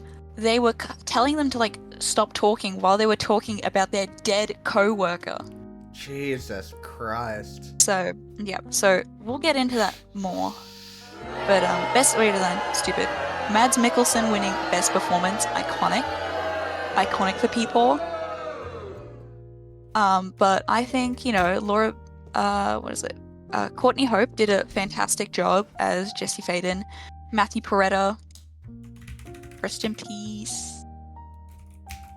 I just want to say, your timing, Foxy, remains incredible. You were talking spooky about the speech, and then Fox played a boo as you finished talking about the like dead employee. Like, yeah, what the fuck? If you don't know, Matthew Peretta, he plays Dr. Darling in Control, but he also plays, he does the voice of Alan Wake. He's not the face of Alan Wake. He just does the voice. There's actually a whole different actor that is like the face, like is the physical Alan Wake. It's a very cool thing. But yeah, I think we had some good nominees. I think Mads Mikkelsen, he's people, so good on him. I don't know enough about any of the games for Impact. Yeah, I mean, I vaguely know about Life is Strange 2, and I've seen a little bit of it, so I'm gonna say that one. Yeah. Best ongoing games, Fortnite won. Need I say more? Are you surprised? Like, Fortnite No one was is surprised. still in its peak there. And It out left of the me ones that are here, like, Apex is okay. Destiny 2 was pretty good. As a Destiny 2 player, a recovering addict, a Destiny 2 addict, it's like Destiny 2 has its own sort of issues inside of it. This is 2019, so this was the Shadowkeep DLC. Yeah. Shadowkeep was great, so... Okay. But yeah, I think Fortnite is a fair that makes sense there. why I won. Yeah. Best indie game, Disco Elysium was pretty obviously going to win that one. Yep. But great. Bubba Is You, super fun game, super cute. Untitled Goose Game, iconic. Oh, 100%. Whatever. I want to pay respect to the ones that deserve respect here. Outer Wilds, all 5 of these games are so iconic and incredible in their own right. Katana Zero is my personal favorite. But just hearing from all the things about Disco Elysium, it deserves its spot up there. Best mobile game. I don't give a shit about any of these. Fuck off, Call of Duty. Fuck you. Best VR game. Oh my god. Beat Saber! Beat Saber! Beat This Saber is finally fucking won. I didn't realize. I don't know any of the other ones, so good job, Beat Saber. Yeah. Yeah, 100%. Good job. You finally did it. You finally did it. Yeah, Katana Zero was beautiful. I absolutely loved the design. They left us on a teaser at the end of Katana Zero, and I still haven't heard about the sequel yet, which is an absolute robbery. I want my Katana Zero sequel. Alright, next up we have Best Action Game. Makes sense why Devil May Cry got it. Yeah. You know, what else is there to say? Yeah. Best Action Adventure. I understand why Shadows Die Twice won, but I also think Resident Evil 2 and Control should have been up there, especially Resident Evil 2. Yeah, 100%. I'm gonna say, you know what? I'm gonna say Resident Evil 2 deserved it. So screw that. For Pookie. Oh, sorry, Chad. Bro is dying. Ah, Project that guy. Oh yeah. What's next? We have best role-playing game. Well, yep, Disco another win Elysium for again. Disco Makes Elysium. sense. Huge dubs. Fighting game. Best fighting game. Makes Yeah, that sense. makes sense. I'm happy it Family did. That game. was that one. Luigi. We got a lot of Nintendo. We got an old Nintendo again. An old Nintendo roster. I mean, that's where Nintendo thrives, making these family games. I mean, yeah, literally, that's the only kind of game they make. Wouldn't it be crazy if Nintendo came out with like a really graphic horror game though? Yeah, I know. Like they started talking about new IPs that they were gonna make. So it'd be insane if they did just diverted out of nowhere and yeah, just did the worst horror game anybody would ever see. In terms of these games, I haven't played Luigi's Mansion 3. I feel like the only one I've played is Super Smash Bros. Ultimate, so I'm gonna say that one. Yeah, I was gonna say, I feel like you've got more iconic ones here. Like Super Mario Maker 2, like refined the Super Mario Maker 1 formula and did a phenomenal job allowing everybody to express their creativity and design just phenomenal like levels. I think any game that sort of gives players agency to create their own levels is insane. And I think Super Mario Maker 2 was like really smart for that. And Super Smash Bros. Ultimate, I mean, like, again, iconic game. Like, I would fight like so much with my fucking sister playing Super Smash Bros. Ultimate. So, a great family game. I feel like Luigi's Mansion 3 is... I don't think it should have been a great nominee, but maybe for Super Smash Bros. Ultimate instead. Alright, best strategy game? I only know about Fire Emblem Three Houses, so I'm gonna say sure. So real, so true. That's the only one I know about because my friends talk about it, so... Yeah. There you go. We don't care about sports racing. Yeah, no, like... Best multiplayer. Why the fuck is Tetris here? Tetris 99! That's so funny. That's my favorite multiplayer game. Me and the boys always playing Tetris 99 together. Yeah, I mean, Borderlands 3 was fun. Like, I know why it got nominated, but in no way should a Borderlands 3 have gotten any form of award, I think, anywhere. Just because of the expectations it didn't meet with Borderlands 2. The story was a bit off. I think the character design was a little bit off, and I think the netcode as well with Borderlands 3 was pretty awful. And I felt that in their spin-off game, Tiny Tina's Wonderlands. Trying to play multiplayer with my friends there was like awful. So yeah, Apex Legend, I mean, it's a fair place to be. Alright, fresh indie. Yep, okay, yeah. That's fine. Literally, yeah. My Friend Pedro and Slay the Spire, though, incredible games. Don't like, shouldn't be disparaged. Incredible roster. This was a really good year for indie games. Oh, absolutely. Best community support, it makes sense. Destiny 2 did used to have an amazing community support. They did fire a lot of them recently. So, I see. Yeah, who knows how that'll be. But yeah, Destiny 2 was known for having, like, really good community support. Yeah. Especially, you know, and, like, the people who were part of making it were really engaged with the game, especially the legend Lance Reddick. He used to play it all the time. King. I actually cried when the new campaign came out because they recasted his character. Yeah. And I love Lance Reddick. He's the only good part of like the Resident Evil live action. Yeah. He was a phenomenal actor, so. Absolutely phenomenal actor. I loved his work everywhere I saw Lance Reddick, he just nailed his role. Yeah. So, fuck, dude. Rip, an absolute legend. Yeah. And as for these, best esports game was League. What? Oh, we're not looking at esports. We don't care about esports. I got curious and I immediately regret getting curious. Oh, I'm curious. Among Us! Oh my god, it's 2020. It's Among Us time. All right, let's see. Awards. Game of the Year. Makes sense. I think Last of Us Part 2 did deserve Game of the Year. Yeah. It has flaws, and I hate Neil Druckmann with all my heart.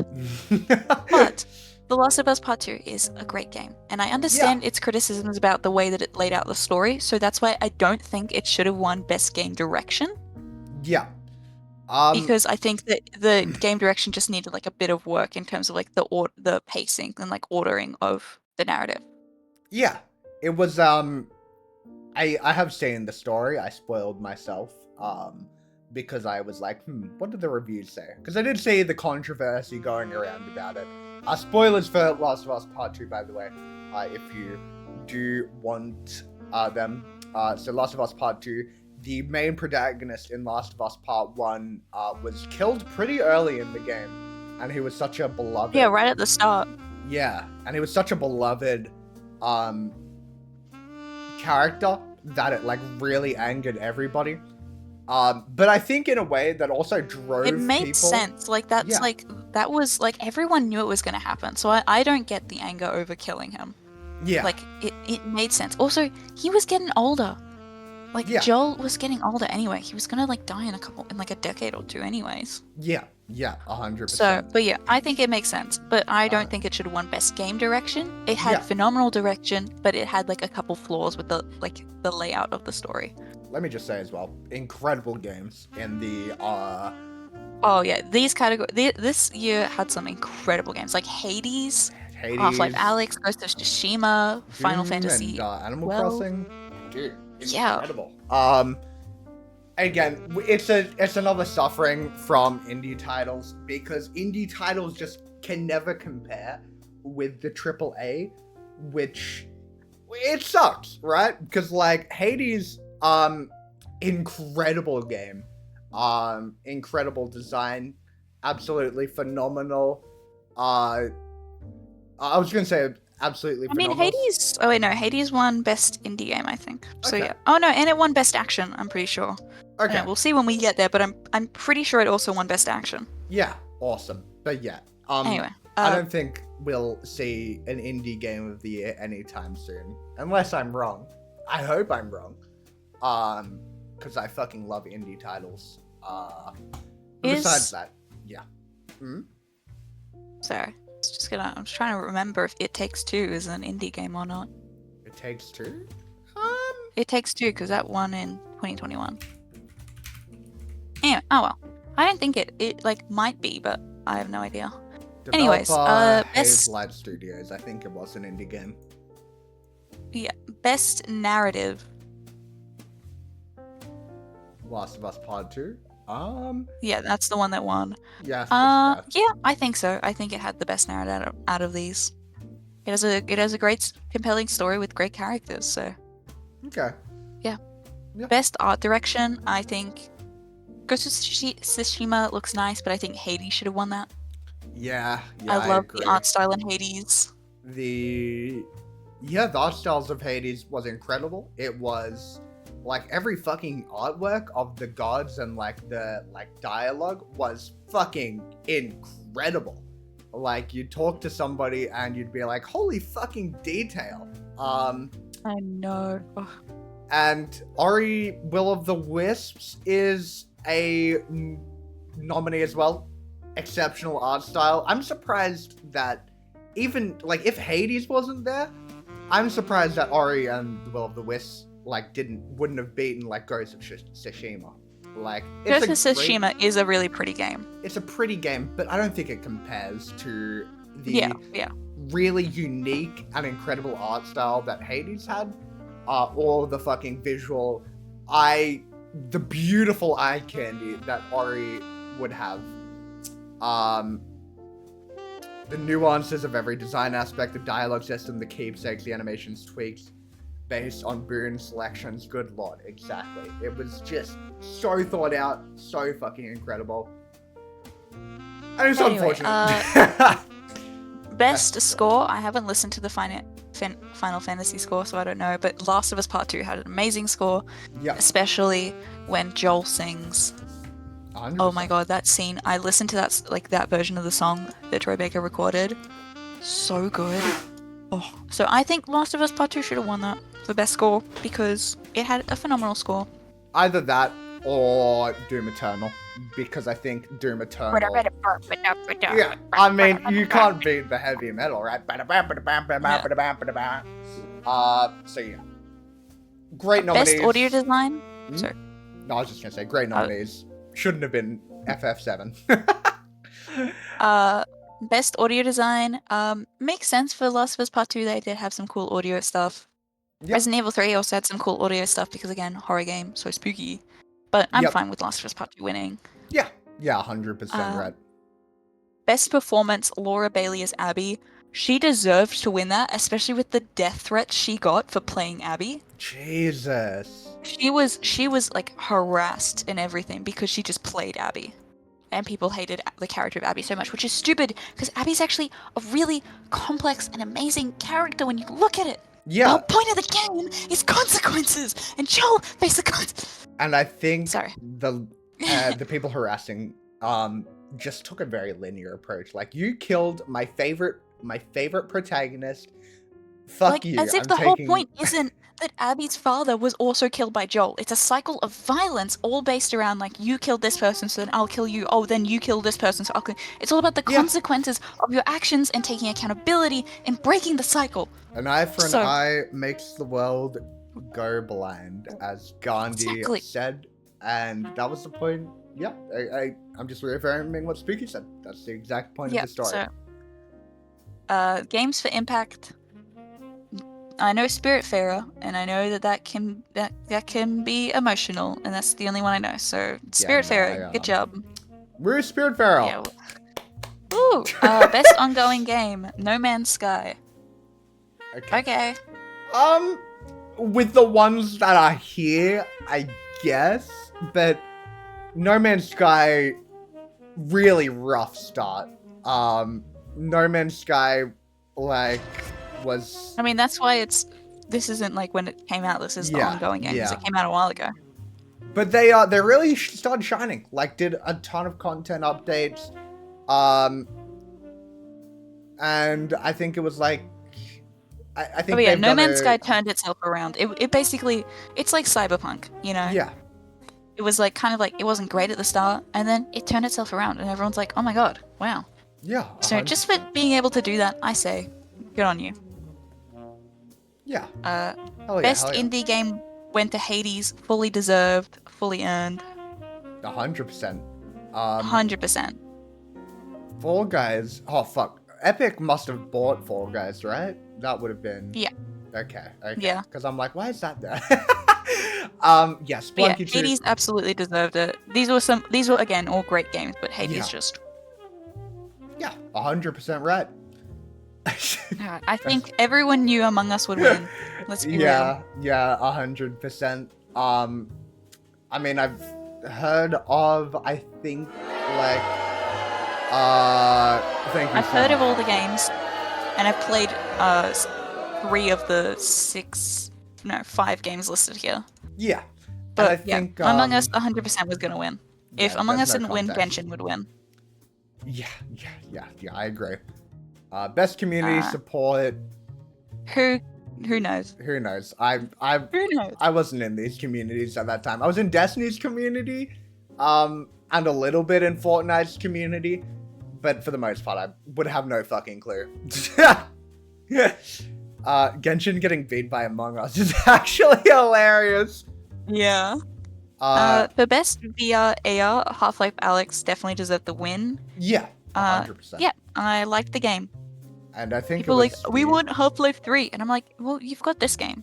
Yeah, exactly right. I mean, yeah, we all want Half-Life 3, but come on, eat your soup. Eat your damn soup. Innovation in accessibility. Oh, this was when they introduced innovation in accessibility. So what is So Last of Us part 2 got it because it like the way that you could play it, like being able to detect like enemies and stuff. They did it in a very accessible way.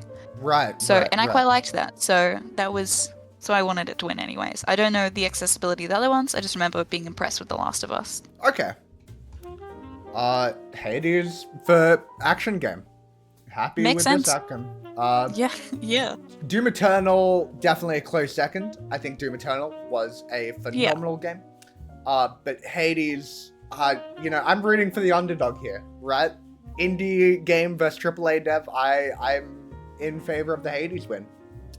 And I think it definitely deserved that action game title. Best action adventure. This was another obvious one. Yep, 100%. I think Jedi Fallen Order was actually good. I think that if Last of Us wasn't there, it actually stood a shot at winning. Yeah.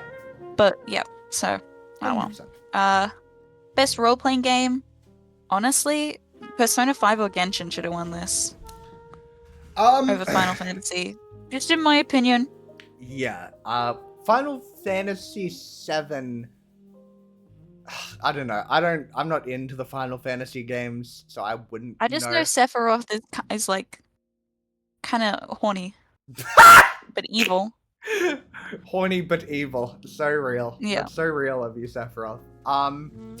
Yeah, Persona 5, incredible things have only been heard. And same thing about Yakuza. Just like incredible things heard from Yakuza. Oh yeah, Yakuza's a great game. Love Yakuza. I wouldn't know enough to stand or die on a hill though, so don't really care about who cares about fighting games? Am I right or am I right? Yep.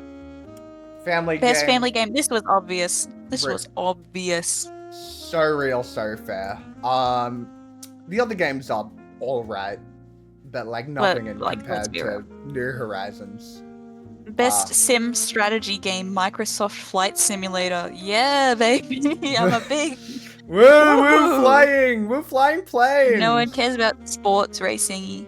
I mean, Tony Hawk won, but... Tony Hawk, the MartosVEVO reference! Holy shit! Oh my god! No one is shocked that Among Us won best multiplayer. Yep. No one is shocked. Phasmophobia won best debut game. Awesome. Thank you for the applause. A white-haired anime man that's horny and evil. Where have I heard this before? Is that an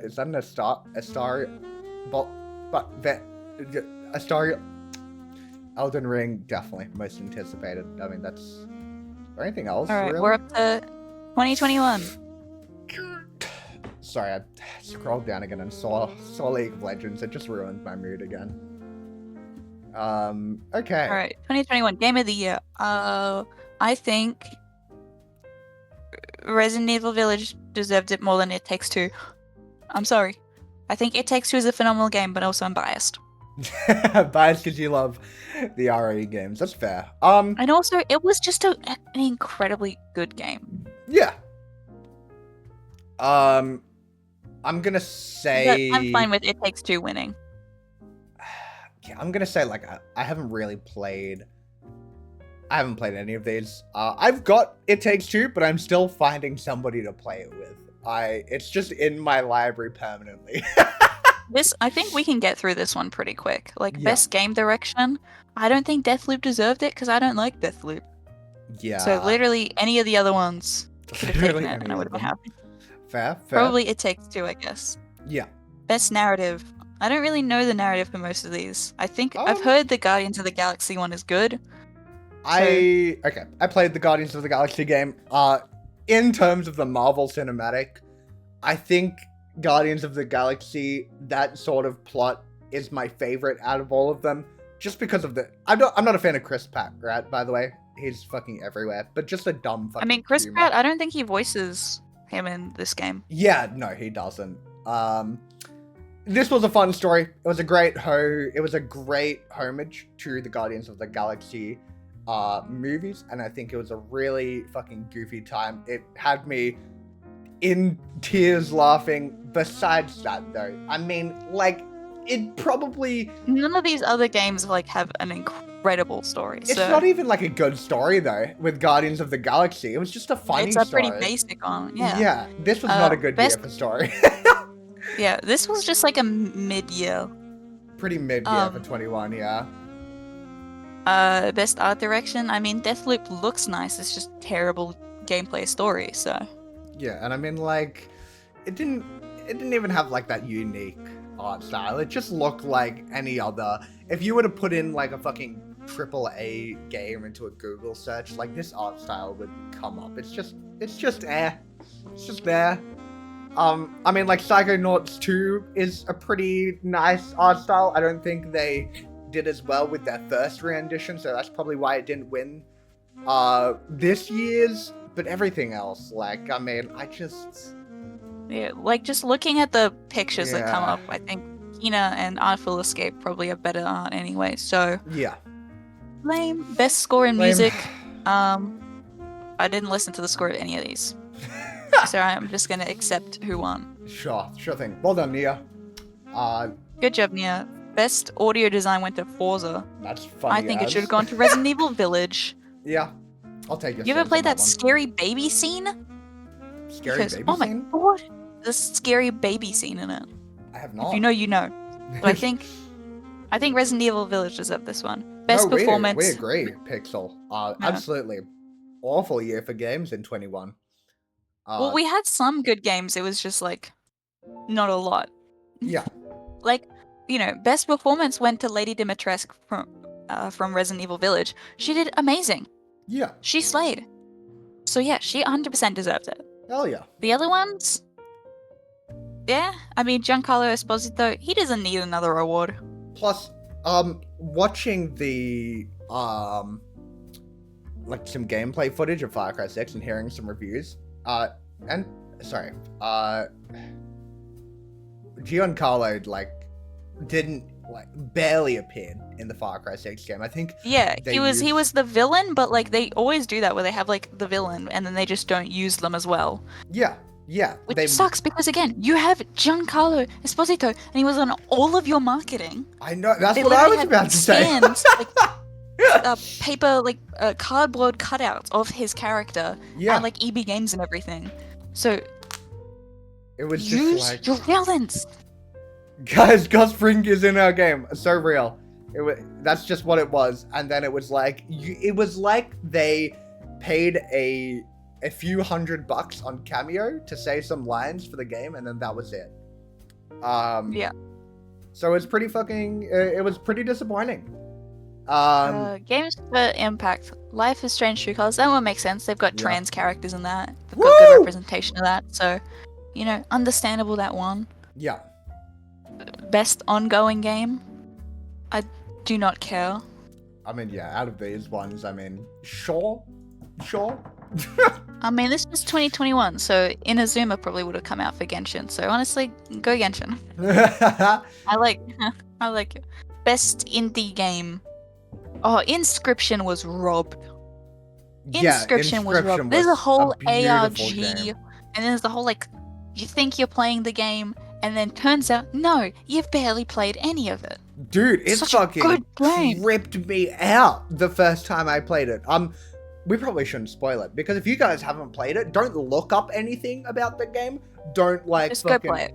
Yeah, don't do any research on it. Just fucking play it. It's an incredible It's an game. incredible game. If you love indie games, So- you will love this game. Love it. Loop Hero, you can get it for free right now on Prime. I've heard of Loop Hero. Oh, yep. Yeah. I haven't heard of Kena before. The art style reminds me of. It's gonna be so bad saying this, but the art style is really reminiscent to me of like the slop that like companies will put up, like the 3D like art, like the 3D like fucking renders. Like, how do I put it? Like, you know when the menu log ad came out and that sort of design of like people, that's what it reminds me of. But I don't know if that makes sense. No, it does. Okay, cool. It gives AAA Disney. Okay, my partner loved Inscription, and he isn't a single player type of guy. There, see? Fucking play Inscription. It's amazing. Best mobile game went to Genshin. Understandable. Yeah, with the competitors, I guess. Yeah. Best community support. Why? Who cares? Yeah, I mean, like, it's just the same games for every category. Like, I mean, for every year as well. Yeah. Best VR AR. Resident Evil 4 had its VR port. That was good. Yeah. So, good win. Innovation and accessibility. I did not pay attention to this one, so go Forza, Yeah. I guess. Woo, go Forza! As long as Far Ally. Cry 6 didn't win, I'm happy. Best action game was Returnal. Yep. Fine. Fine. Yeah. That's chill. Back for Blood was unfortunate. It was supposed to be marketed. It was marketed as Left 4 Dead 3, but it did not live up to that standard. Chivalry 2 is just fucking dumb fun. Early MartosVEVO streams, Chivalry 2 we played a little bit of, and it was fun. I remember that. I remember. Do you remember, chat? Do you remember? But yeah, I mean, like, I haven't played Returnal, so I guess I'll have to give him the benefit. Best action adventure, Metroid Dread. Makes sense why Metroid Dread won. Personally, I prefer Resident Evil Village, but I understand why Metroid Dread won. Yeah, 100%. Fully understand. Alright, best role-playing game. Yeah, no. I barely know any of these, and I only know Cyberpunk, but Cyberpunk was terrible when it came out, so I can't even choose that one. I've never heard best of fighting. Perez. Guilty Gear Strive. I mean, yeah, like, that's fair. From all of my fighting game friends, they have just sent praise into the sun about Guilty Gear Strive. And I played it, and its character design is incredible, and its mechanics are incredible. So out of these games, I think that's fair. Completely forgot, actually, that Nickelodeon did a fighting game. Okay, we don't care about fighting games in this household. Best family game, yep, it was obviously going to be It Takes Two. Makes sense. 3D World was fun. Too short, I think. Yeah. It was more of a teaser for what's to come. Best racing game, who cares? True. Best sim strategy, Inscription should have won. Yeah. I mean, Age of Empires 4, I get it. It's not... But Inscription still should have won. It still should have won. Yeah. Age of Empires 4. I played a little bit of AoE 2 with my friends, and I think it was very reminiscent of that, which is good, but, like, just beefed up a bit. I don't know a lot of people that actively play Age of Empires 4, so I think it died pretty fast. But again, Inscription, absolutely phenomenal. And that should have definitely been. And I think it's not really fair to put sim and strategy into the same category, because I think sim and strategy are a bit different. And thank you for the just because they don't have enough to, like, make up two separate categories. Thank you for the like. Anyway, thanks for hanging around. Have a fucking awesome one. Bye. Best multiplayer, yeah, It Takes Two was gonna take that out. Yeah. Best debut indie, Sure. Sure. I mean, like, sure. I guess Valheim was pretty cool. I did enjoy my time on Valheim, but besides that, I mean, and yes, I gave myself a haircut. Welcome into you more. But how are you? All right, now we get to 2022, which is a great year for gaming. You'll see that two games specifically continue to dominate this one. So we start with Game of the Year, and the two, like, choices, the main ones, were Elden Ring and God of War Ragnarok. And Elden Ring just beat it out, which, again, I fully understand why. Yeah. You know, Elden Ring's phenomenal. I would have chosen God of War Ragnarok, but I understand why Elden Ring won. Yeah, I just finished Elden Ring. Phenomenal game, might I say. God of War Ragnarok is on my to-play list, because it hasn't come to PC, and I don't have access to a PlayStation 5, which really fucking sucks. I'm really glad Elden Ring won, though. And I think I would have been happy if God of War won too. Best game direction, again, but Elden Ring deserved. God of War Ragnarok would have also deserved 100%.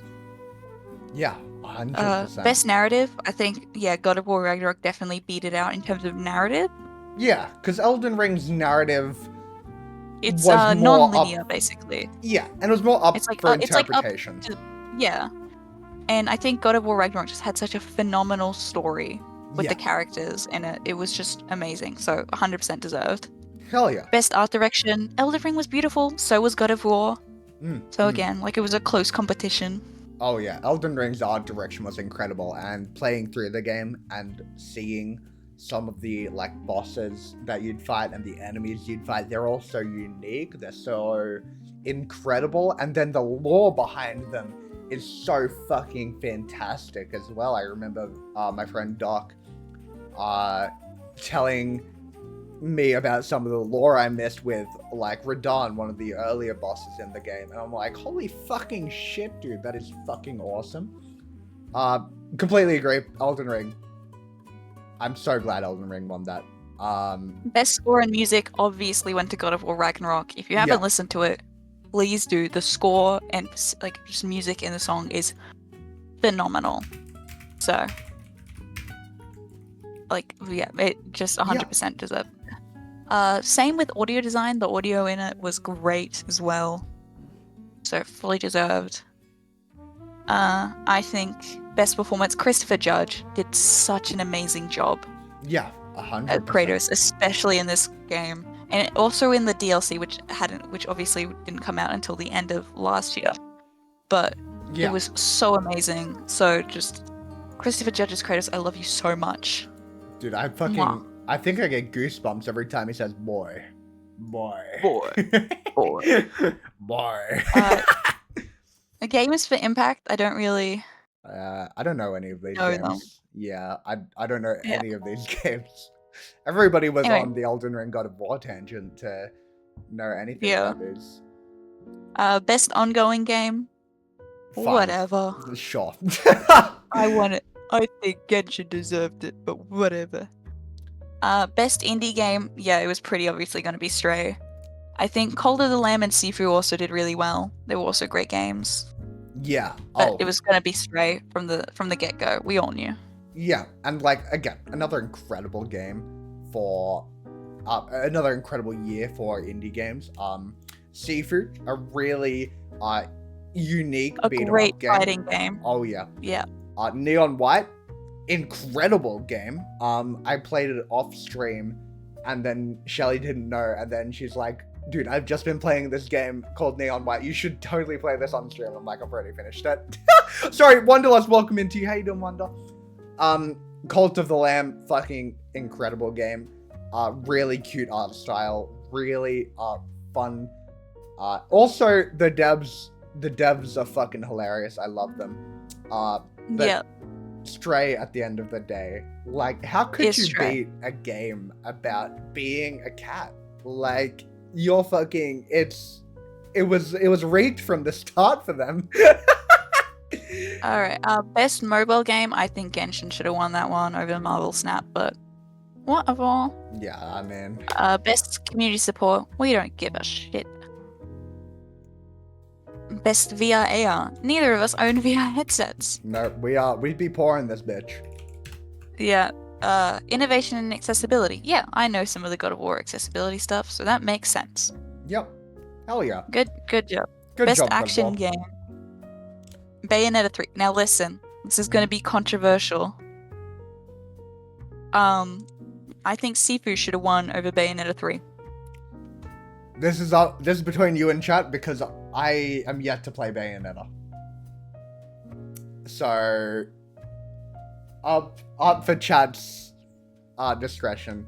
Like, I'm not saying Bayonetta 3 is bad. I think it's good. I just think Sifu is a better game. That's completely I'm just glad Call of Duty Modern Warfare 2 did win. Listen, I like 100%. the characters in Call of Duty Modern Warfare 2. I was one of the people who was watching all the edits, okay? I'm obsessed with the characters. I Pookie-ified them. I Baby Girl-ified them. So, but, like, aside from that, the game's shit. I don't refuse to cosplay Bayonetta, alright? What are you talking about? Best action adventure Best game. action adventure. Yeah, this was a pretty obvious one. Completely fine. Yeah, completely. Same with the next category, best role playing. Yeah. Foxy, Yeah. I am going to eliminate the boo just because of you. The amount of pure rage I get every time you play that soundbite is indescribable. Alright, best fighting game, I think Sifu should have won over Multiverses. Yeah, I mean, Multiverses was fun, I guess, but it wasn't like But I a think Sifu was crazy better. game. This is the only Yeah. time we've cared about the fighting category. Yeah, no, 100%. Like, Sifu. Come on, Sifu. Sifu, come on. Family game. That's fair. I've played some of Kirby and the Forgotten Land because I played it, I think, on Mole Switch once, and it was fun, so I think it deserved it. Yeah, 100%. I think it was a cute game. Lego Star Wars Skylanders Saga, I'm pretty sure, was it just a remaster, or? It was like a remaster and remake. Okay. was Because I both. did play And the new stuff. original game on, like, Wii. Oh yeah, I played the original Wii one where it had both prequel and original. Yeah. But I love those. I agree with this one. All right, really, really fun. I remember my two little brothers 100%ing this. I think this was the first game they 100%ed, and I'm like, oh, that's so cute. That's so fucking awesome. Yeah. We don't care about sports Fuck racing, you, sport game. and we don't care about sim strategy. Yeah, these ones, I don't know any of these games Overwatch except 2? Oh my god, Overwatch 2. This was like, I don't even know why this got nominated, to be totally honest with you.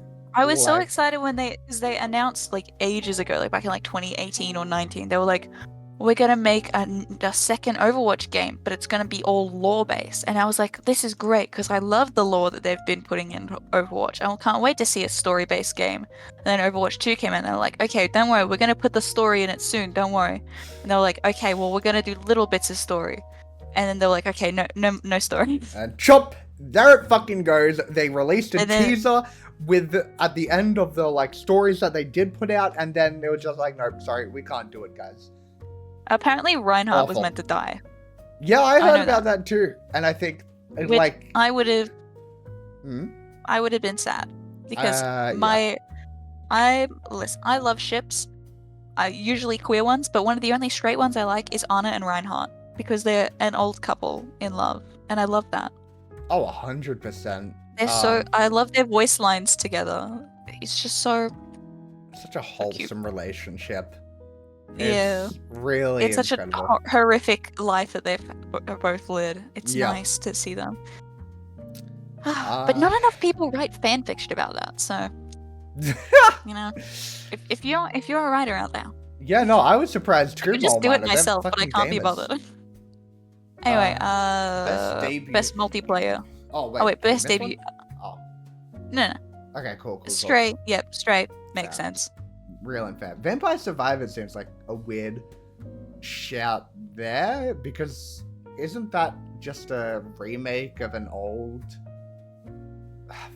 game? Like, Kind of. It's Okay. it's like different somehow. I don't really know. okay. Best adaptation. All right, yeah, we got a new category. Arcane obviously was gonna win that. Yep. Like who? Arcane was so good. I'm so excited for the next season. That means we're up to the last one. Yeah, 100%. Before we move on, best 2023. adaptations. Cuphead Show was pretty goofy. I watched a bit of the first season. It was cool. Cyberpunk Edge Runners was good. Uncharted was terrible. Sonic the Hedgehog 2 was fine. Yeah. But yeah, Arcane I think was so acclaimed. Definitely deserved its spot. And I scrolled down and saw Valorant as best esports game. Incredible. Shout out Valorant, am I right?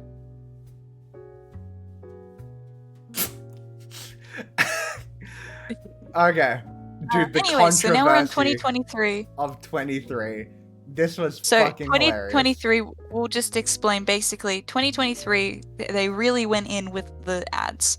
Yeah. So one of the main things with Game Awards is that it's the awards. You know, that's like the main thing. But then they also do premieres of new games, like especially like the ones by big developers and some by indie people as well. So usually they'll play the thing, the person will come out on stage, talk a bit about it, and then we'll move on to the next category. But there are ads in the Game Awards. So Yep. between awards and between premieres, they'll also do ads and mini premieres for new games or current games that are just not as good. So then you spend, I think, only like 40 minutes of like the 2.5 hours or like even 3 hours of the Game Awards last year was spent on actual awards. Yeah. And the speeches were limited down to 30 seconds. So if your speech went on for longer than 30 seconds, that was it. You had to leave the stage, and you had to like, they would like play the music, turn off your microphone. Some people didn't even get to do speeches. They would just like say, "This person has won," and then everyone would clap, and they'd be like, "Okay, next premiere." Which it was super bad. Because it's really then, awful. It's really awful. So a lot of people were really upset, and rightfully so. Yeah. But let's get into this. So Game of the Year, I think we all knew what it was going to be. Oh, dude, I remember seeing so many memes or like so many people complaining, like, why did this shit of a game, Baldur's Gate 3, win against Spider-Man 2? There's a video of someone who was like a Spider-Man 2 like truther, and he finally played Baldur's Gate 3, and you could just see like his eyes like opening in realization. It was so funny, and he got so into it. It was great. Yeah, an exceptional game. The amount of work that Larian put in, the voice acting was incredible. The creativity that you can use playing this game. Dude, I think Spooky and I could probably talk about this game for hours. We are... And I could also talk about our next winner. Yes. So, Alan Wake 2. Best game direction went to Alan Wake 2, which 100 million % deserved it. Yeah. So one of my favorite things about Alan Wake 2, aside from just like, I don't even know how to put into words, but there's this really cool thing they do where they have both live action and animation and like, you know, the regular video game stuff, and it blends together so well. Especially, you know, everyone's favorite scene of the musical number, which also includes in-game, like, I don't know, it can be like a 40-minute sequence almost if you are out of the game. But Alan Wake 2 had such phenomenal direction in just the story, but also the game and graphics and just every little detail. I was so excited when it won, and then it won again for Best Narrative, which I 1,000,000% deserve. Hell yeah. Literally the whole thing with Alan Wake is that Alan Wake himself is a writer. So writing and the narrative is a huge part of this story. It gets a little meta, but that's like the whole point. Okay. But yeah, so the story of Alan Wake and Alan Wake 2 is incredible. It's wonderful, and it's portrayed super well through the game itself, the voice acting, the sound, the music. Just, you could tell how much love and like 13 years of hard work had really been poured into this game, and you could tell. Like, you could feel it.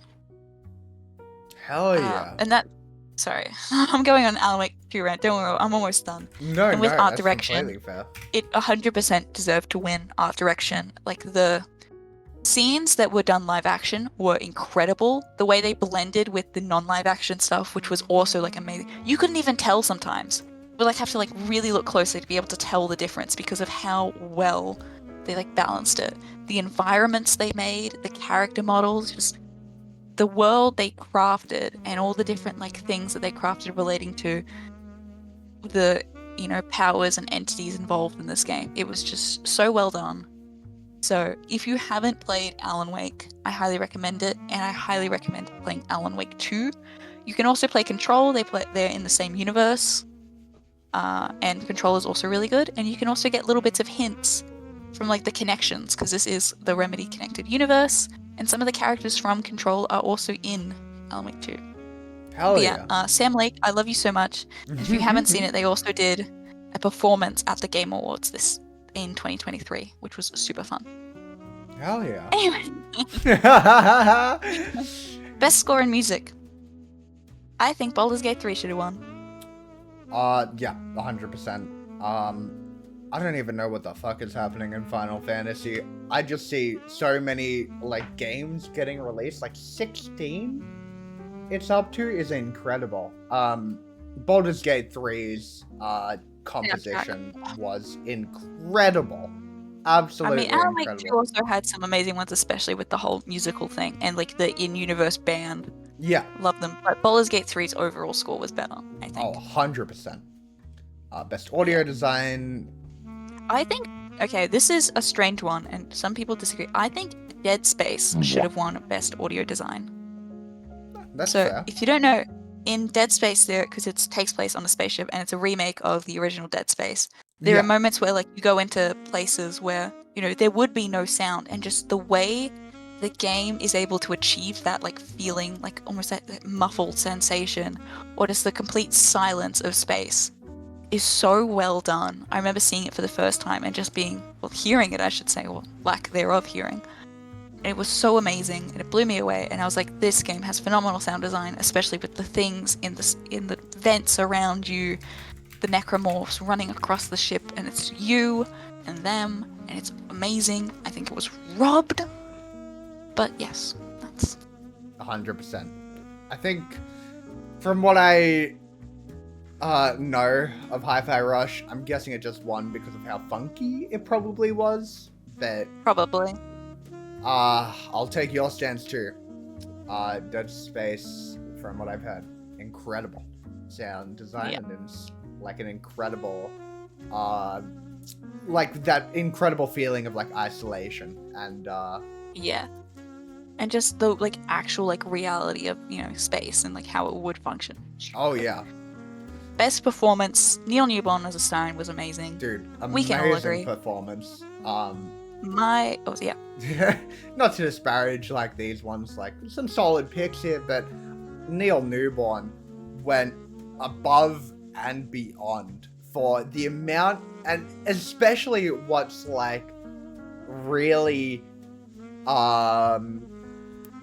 what's really impressive is that with the RPGs and how open-ended Baldur's Gate 3 was, especially, Neil Newborn would have had to record a fucking plethora of voice lines and adapt to so many different story elements that some people, like, that most people probably haven't even heard of.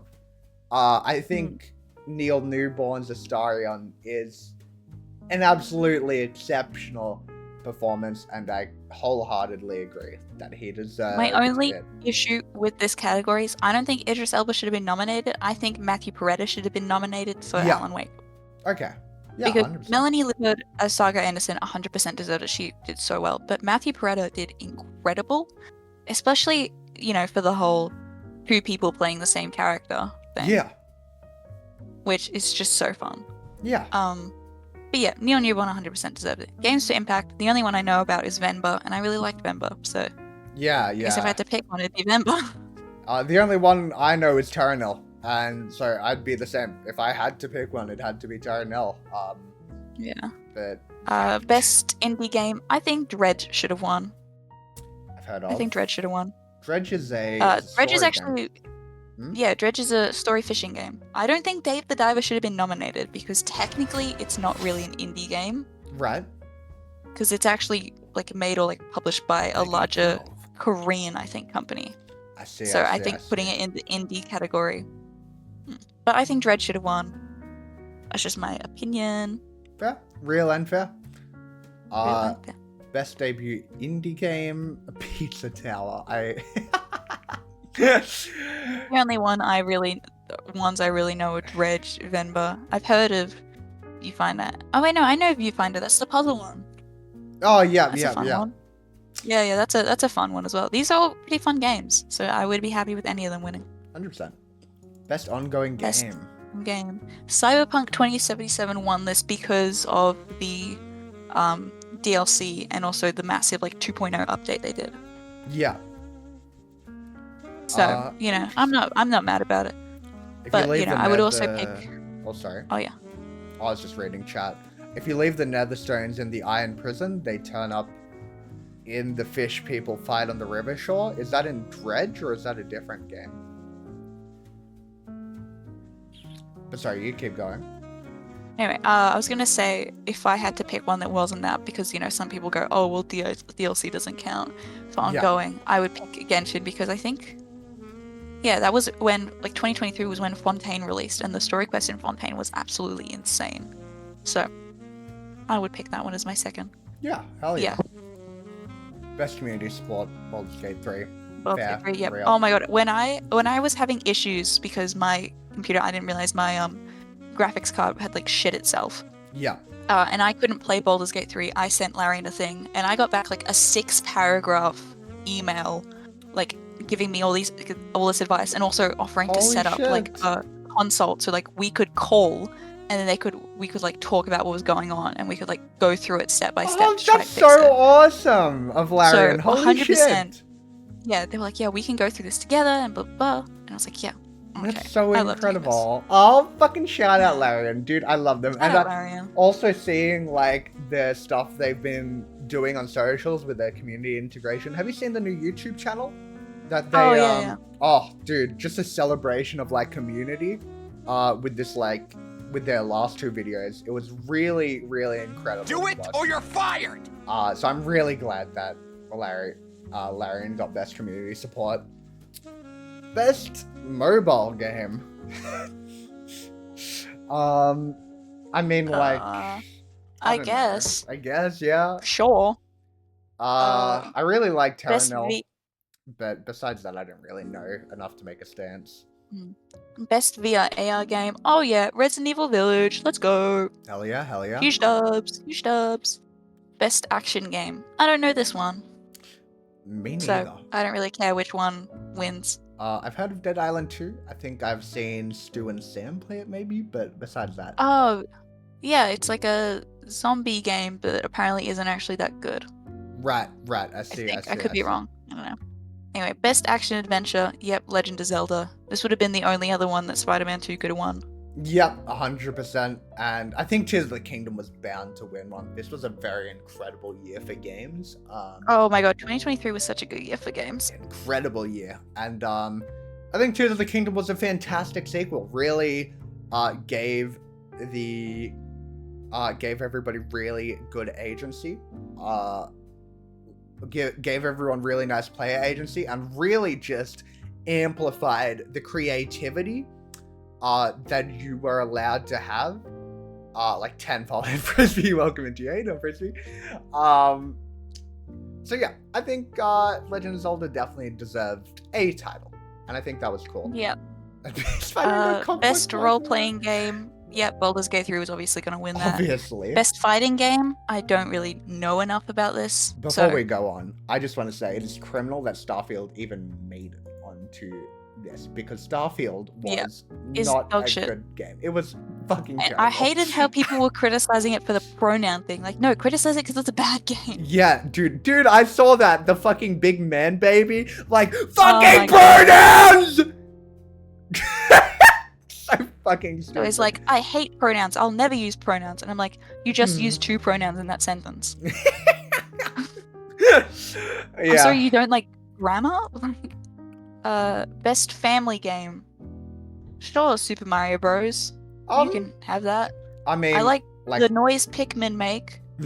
Although I was watching a Dress to Impress Queso video yesterday when I was like half asleep. Hell yeah. And then all of a sudden, I get flashbanged by Pikmin. So an ad came on. So, you know. Yeah. Anyway, Pikmin 4. That would be my pick, just because I like the noise they make. And haha, Pikmin 4 won. Best sim strategy. I did really like Wonder, and I think Mario Bros. Wonder was probably their best 2D platformer that they have released outside of the ones that are there. Don't get me wrong, New Super Mario Bros. Wii was iconic for me because I'd play with my 3 younger siblings, and we would make each other cry because we'd keep throwing each other into the pits and never making it past World 2. And I think Mario Bros. Wonder was so creative and so incredible for a Mario game, and it really set a standard of what new, like, 2D Mario platformers should be like. So I'm really glad that Mario Bros. Wonder won that. But yeah, Pikmin 4, I think that's cool that it won Sim as well. I think the Pikmin games are really cute, really fun. Out of the ones here as well, City Skylines 2, I haven't played yet. I want to play it because I played. It's fun. Anyway. What? Okay. Is it not amazing or? I know it's City Skylines. Okay. It's good. I like it.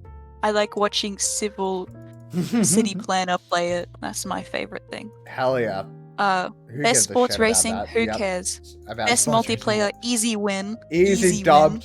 W for Baldur's Gate 3, baby. We stay on top. Innovation and accessibility. We don't care about Forza. Get the fuck out of here. Forza. Best adaptation. Well, obviously, The Last of Us was going to win. I hate Yep. Neil Druckmann, and I hate him so much, and I also dislike, morally, I dislike anything he's involved with, including The Last of Us. But damn, is it a good show. Hell yeah. I will not be watching season 2 because I hate Neil Druckmann so much. And also some other members of the cast and crew and just the general thing, like behind the scenes stuff. Castlevania Nocturne was also good. Yeah. The Castlevania series itself on Netflix is good, so go watch that. I think the Super Mario Bros. Movie was cute, but they did a lot of things wrong. And I think one thing that really didn't do it justice was they didn't use any of Nintendo's soundtrack. They just plugged in a bunch of like fucking just popular songs for when they could have like used a lot of like Mario's iconic songs. It was very corporate.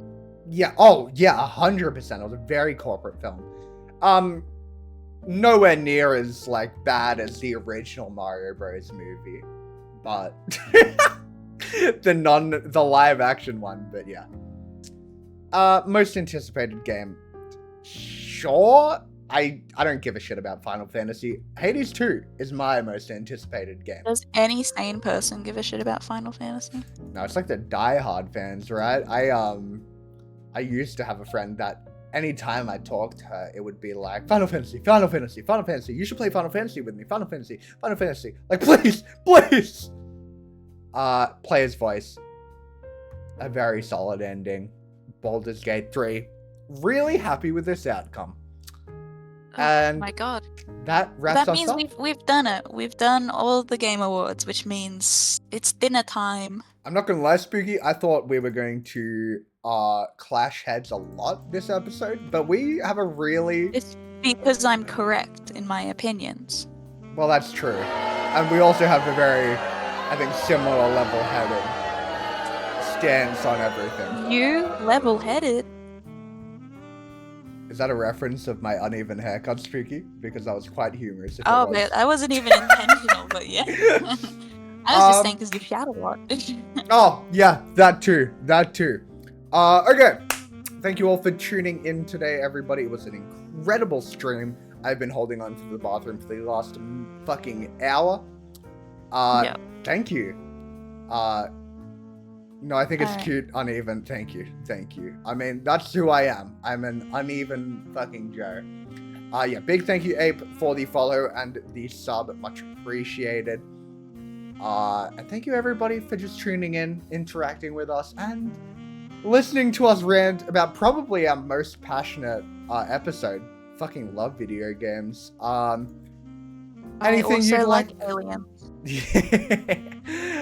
Anything you want to say to the crowd before we raid off?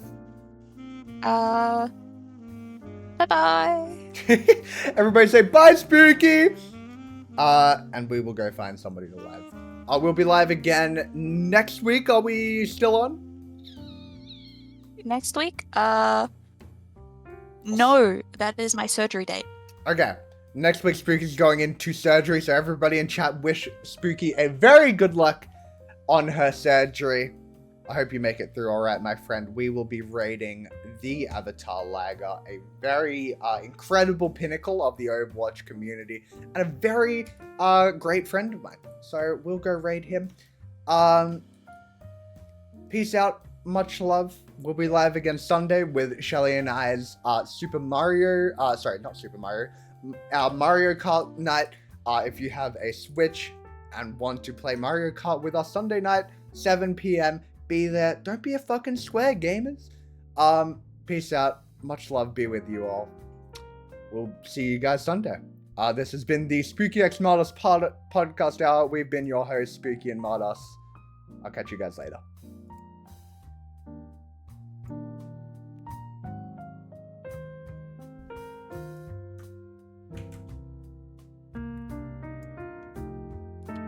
bum, bum, bum. And VOD watchers, fucking love ya.